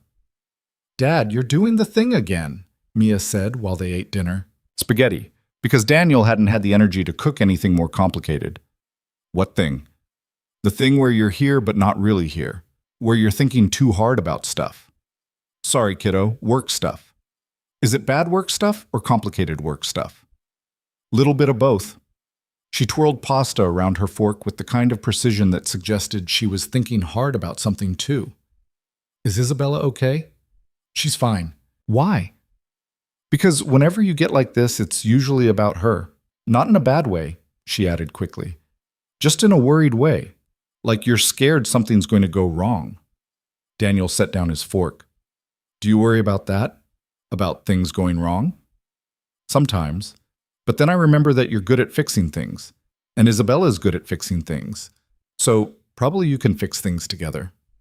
When did you get so smart? I've always been this smart. You keep forgetting. After Mia went to bed, Daniel cleaned up the kitchen and waited for Isabella. She arrived exactly at 8, carrying a bag from his favorite Thai place and looking exhausted in a way that went beyond just a long day at work. I heard the full story, she said as soon as she was inside. Robert briefed me this afternoon. Webb targeted you because of me. I know. I'm sorry. For what? You didn't do anything wrong. I fired him. I made him an enemy. And he came after you because he knew it would hurt me. She set down the food, faced him directly. This is what I was afraid of from the beginning, that my life, my baggage, would spill over onto you. That's not fair. He made choices, bad choices. That's on him, not you. But if you weren't with me, if I weren't with you, I'd be miserable and alone and going through the motions like I was before. Webb's a criminal. He would have found another target, another way to cause damage. This isn't about us. Isabella sat on the couch, elbows on her knees, head in her hands. I keep thinking about what else could go wrong. What other threats are out there that I can't see? People I've fired, competitors I've beaten, anyone who has a reason to want to hurt me and sees you as the easiest way to do it. Daniel sat next to her. So we're careful. We pay attention. We don't let fear make our decisions for us. Is that enough? I don't know, but it's what we've got. They ate Thai food in silence for a while, the weight of everything unsaid pressing down on them. Finally, Isabella spoke. I've been thinking about something for a while now, something big. How big? Step down as CEO big. Daniel nearly choked on his pad thai. What? Hear me out. I've been running Vaughn Technologies for 7 years. Built it from nothing, proved what I needed to prove. But I'm 30 now, and I'm tired of living my entire life through the company. I'm tired of being a target. I'm tired of making every decision through the lens of what's best for shareholders instead of what's best for me. Isabella, you love that company. I do. But I love other things too. Things I've been neglecting because I thought the company was the only thing that mattered. She turned to face him. I have enough money that I never have to work again. I could focus on the scholarships, maybe start a foundation, actually use my resources to help people instead of just writing checks and moving on. This is because of what happened with Webb. It's because of a lot of things. Webb was just the final push. She took his hand. I don't want to be the person who's always looking over her shoulder, always waiting for the next crisis. I want a life, Daniel, a real one. With you, with Mia, with time to actually live instead of just survive. What would you do after you step down? I don't know yet. That's the scary part. For 7 years, I've been Isabella Vaughn, CEO. I don't know who I am without that title. She smiled, but it didn't reach her eyes. Maybe I'd figure it out. Maybe I'd be terrible at it and regret everything, but at least I'd be trying. Daniel understood that feeling more than he wanted to admit. The fear of change. The safety of familiar routines, even when they stopped making you happy. The courage it took to walk away from something you'd built just because you wanted something different. When would this happen? I'd need to find a replacement, train them. Probably 6 months minimum, maybe a year. But I've already started the conversation with the board. She squeezed his hand. I wanted to tell you before it became official. This isn't just about the company, it's about us. About having a future that isn't always complicated by corporate politics and power dynamics. Have you told anyone else? Just my assistant Marcus and Claire. They both think I'm crazy. Are you? Probably, but I'm also sure. I've spent too much of my life playing it safe, building walls, protecting myself from anything that might hurt. And then I met you, and all those walls started coming down, and I realized I don't want to live like that anymore. Daniel pulled her close, felt her relax against him. I don't want you to give up everything for me. I'm not. I'm giving up one thing to make room for everything else. She looked up at him. Is that okay? Is this something you can live with? As long as you're sure it's what you want. I've never been more sure of anything. They stayed like that for a long time. Two people who'd been forced to fight for something most people took for granted, trying to figure out what came next. Eventually, Daniel pulled back. I have something to tell you, too. Something I've been thinking about. Should I be worried? Depends on how you feel about proposals. Isabella went very still. What? Not right now, but soon. I've been carrying a ring around for 3 weeks trying to figure out the right time, and then tonight happened and I realized there's never going to be a perfect time. There's just going to be us, trying to build something good in the middle of all the chaos. You want to marry me? Yeah, I do, if you'll have me. But Daniel, I'm about to step down as CEO and probably have an identity crisis, and maybe start a foundation I have no idea how to run. Are you sure you want to sign up for that? I'm sure I want to sign up for you. Everything else we'll figure out as we go. She kissed him then, hard and desperate, like she was afraid he might disappear if she didn't hold on tight enough. When they finally broke apart, both breathing hard, she was crying. Is that a yes? That's a ask me properly and find out. Now? Not now. I look terrible when I cry. Ask me when I'm prepared and can give you a proper answer. You're very demanding for someone who's unemployed. I'm not unemployed yet. I'm pre-unemployed. There's a difference. She wiped her eyes. But yes, when you ask me properly, the answer will be yes. The news about Isabella stepping down broke 3 weeks later. The business press had a field day with speculation, hostile takeover, board conflict, health issues. The truth was boring by comparison. She was tired and wanted to do something different. But boring didn't sell papers, so the speculation continued. Inside Vaughn Technologies, the reaction was mixed. Some people were devastated, feeling like they were losing the visionary who'd built the company. Others were relieved, seeing it as an opportunity for fresh leadership. Daniel mostly stayed out of it, focusing on his work and avoiding break room conversations about what it all meant. Isabella's replacement was announced in December. A woman named Sarah Chen, who'd been VP of Operations and understood the company inside and out. The transition plan was detailed and careful, designed to reassure investors and employees that Vaughn Technologies would survive the change. Through it all, Daniel and Isabella kept building their life together, in the small spaces between the big announcements. Mia's parent-teacher conference, where Isabella sat next to Daniel and asked thoughtful questions about Mia's progress in math. Thanksgiving dinner with Ryan, who took credit for everything and couldn't stop grinning about it. A Saturday afternoon teaching kids to code at the community center, where Isabella showed up unannounced and ended up staying for 3 hours helping a teenager debug a Python script. It was in one of those small moments, a random Wednesday in January, when they were walking through Millennium Park with Mia running ahead to look at the ice sculptures, that Daniel decided it was time. "Mia, come here for a second." She ran back, cheeks red from the cold. "What's up?" "I need to ask Isabella something, and I want you here when I do." Mia's eyes went wide. "Is this what I think it is?" "Depends on what you think it is." "Oh my gosh, Dad, just ask her already." Isabella looked between them, confused. "Ask me what?" Daniel pulled the ring from his pocket. Simple, elegant, the kind of thing Isabella would actually wear instead of keeping in a drawer. He didn't get down on one knee because the ground was freezing and he was 32, not 22, and they were past the point of grand gestures. "Isabella Vaughn, we met 6 months ago because my idiot brother thought we'd be a good match. He was right, even though everything that came after was complicated and messy and almost destroyed both our careers. You're the smartest, strongest, most frustrating person I've ever met. You make me want to be braver than I am. You make me believe that taking risks is worth it, even when it's terrifying. And I want to spend the rest of my life figuring out who we are when we're not fighting to stay together, when we can just be together without all the noise and complications." Mia was bouncing on her toes. "Dad, you're taking too long." "I'm getting there." He held up the ring. "Will you marry me? Not as my boss or a CEO or a billionaire, but as the person who ate bad Thai food on my couch and helped my daughter with her homework and told me I was worth fighting for even when I didn't believe it." Isabella was crying again, which seemed to be a pattern with her lately. "That's not fair. I said I wanted to be prepared." "Life's not fair. You taught me that. I hate you." "Yes. Yes, you idiot. Obviously, yes." He slipped the ring on her finger while Mia cheered loud enough to attract attention from people walking by. Someone started clapping. Then more people joined in, strangers celebrating something they knew nothing about except that 2 people had just promised to try. That night, after Mia was asleep and Isabella had called Claire to share the news, they sat on Daniel's couch talking about logistics.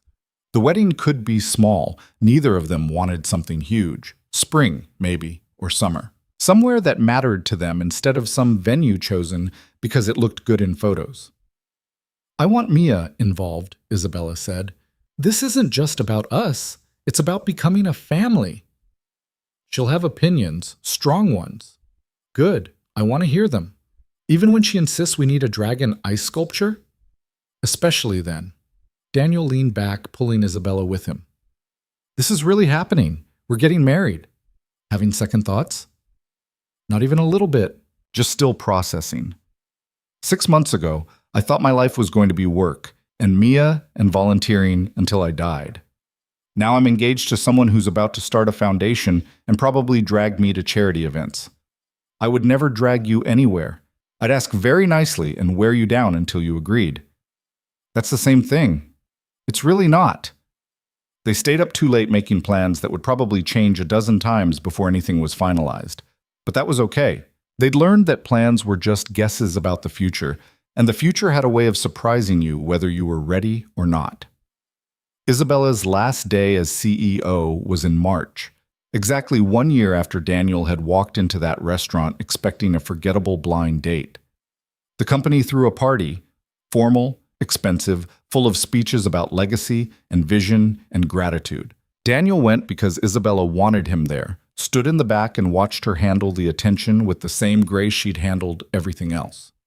When it was finally over and they were alone in the car driving back to his apartment, Isabella took off her heels and threw them in the back seat. "I'm never wearing those again." "Never?" "Well, maybe at the wedding, but that's it." "What are you going to do tomorrow, when you wake up and don't have a company to run?" "Sleep in. Maybe make breakfast. Take Mia to school if you want help." She looked at him. "I don't know, Daniel. For the first time in 7 years, I actually don't know. And it's terrifying and exciting, and I might have a complete breakdown by noon. If you do, I'll be there. Promise? Promise. They got married in May on a Saturday that threatened rain but stayed clear. The ceremony was at a small venue overlooking the lake, just family and close friends. Mia stood next to Isabella as a junior bridesmaid, wearing a dress she'd picked out herself, and could not stop twirling in. Ryan gave a speech that was equal parts sentimental and taking credit for their entire relationship. Claire flew in from Seattle and cried through the whole ceremony. When Daniel said his vows, words about choosing courage over fear, about building something real in a world that tried to tell them it was impossible, he meant every one of them. And when Isabella said hers, about finding home in a person instead of a title, about learning that strength meant being vulnerable with someone who wouldn't weaponize it, he believed her completely. They danced badly at the reception, ate cake that Mia had helped pick out, and left early because none of them were people who thrived in crowds. The honeymoon was 2 weeks later, a trip to a cabin in Wisconsin where they could be completely alone and remember what it felt like to exist without anyone watching. Life after the wedding was different in ways Daniel hadn't expected. Isabella threw herself into the foundation work with the same intensity she'd given the company, but now she came home at reasonable hours and actually took weekends off. Daniel got promoted to senior systems analyst, approved by the committee without controversy because his work spoke for itself. Mia adjusted to having 2 adults in her life who showed up to school events and helped with homework and argued about whether deep dish pizza counted as real food. There were still hard days. Isabella had moments where she missed running the company, where she felt adrift without the structure it had provided. Daniel had moments where he worried about money or wondered if he was enough for someone who'd built an empire from nothing. Mia had moments where she tested boundaries and pushed back against rules she didn't like, but they learned to handle those moments together, to talk instead of hiding, to ask for help instead of pretending they had all the answers, to accept that being imperfect didn't mean being inadequate. 1 year after the wedding, Daniel found Isabella in their home office. They'd moved to a bigger apartment, one with enough space for all 3 of them, staring at financial reports for the foundation. She looked up when he came in. We fully funded 47 scholarships this year and started a mentorship program connecting students with professionals in their fields. That's good. It's better than good. It's kids who wouldn't have had a chance getting one. Kids like I was. She smiled. I think I'm doing more good now than I ever did running the company. You did plenty of good then too. Maybe, but this feels different. More personal, more real. She stood, stretched. Is Mia ready for dinner? She's setting the table. Apparently it's our turn to attempt cooking and her turn to supervise. She's going to be impossible about this. Absolutely. They walked to the kitchen together, where Mia was indeed setting the table and providing running commentary on Daniel's attempt to make chicken parmesan. Dad, you're burning the cheese. I'm not burning anything. It's smoking. That's steam. That's smoke.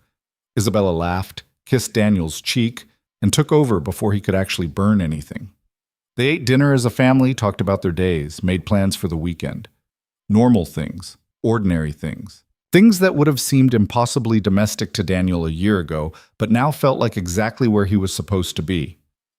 Later that night, after Mia was asleep and the dishes were done, Daniel and Isabella stood on their balcony looking out at Chicago's lights. The city stretched in every direction, millions of people living their own complicated stories, fighting their own battles, trying to build something that mattered. Do you ever regret it? Daniel asked. The choice you made. Stepping down, marrying me, all of it. Not once. Isabella leaned against him.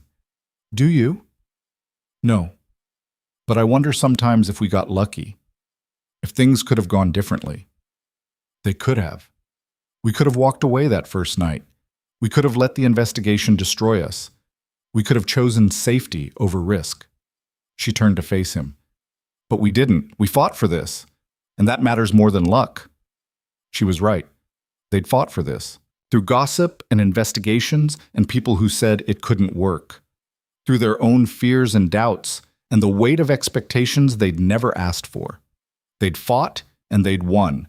Not because they were perfect, but because they'd refused to let imperfection be an excuse for giving up. That was the thing Daniel had learned over the past year and a half. Love wasn't about finding someone who completed you or made everything easy. It was about finding someone worth fighting for, worth being brave for, worth building a life with, even when that life was messy and complicated and nothing like what you'd planned. It was about standing on a balcony with your wife, knowing your daughter was safe asleep inside, and feeling like despite everything that had tried to tear you apart, you'd managed to build something real. Something that mattered. Something that was yours. The city kept humming below them, indifferent to their story, already moving on to whatever came next. But up here, in this moment, Daniel had everything he needed. Not a perfect life. Perfect lives didn't exist outside of movies and greeting cards. But a real one. A good one. One he'd fought for and earned and planned to keep fighting for every single day. And honestly, that was more than enough.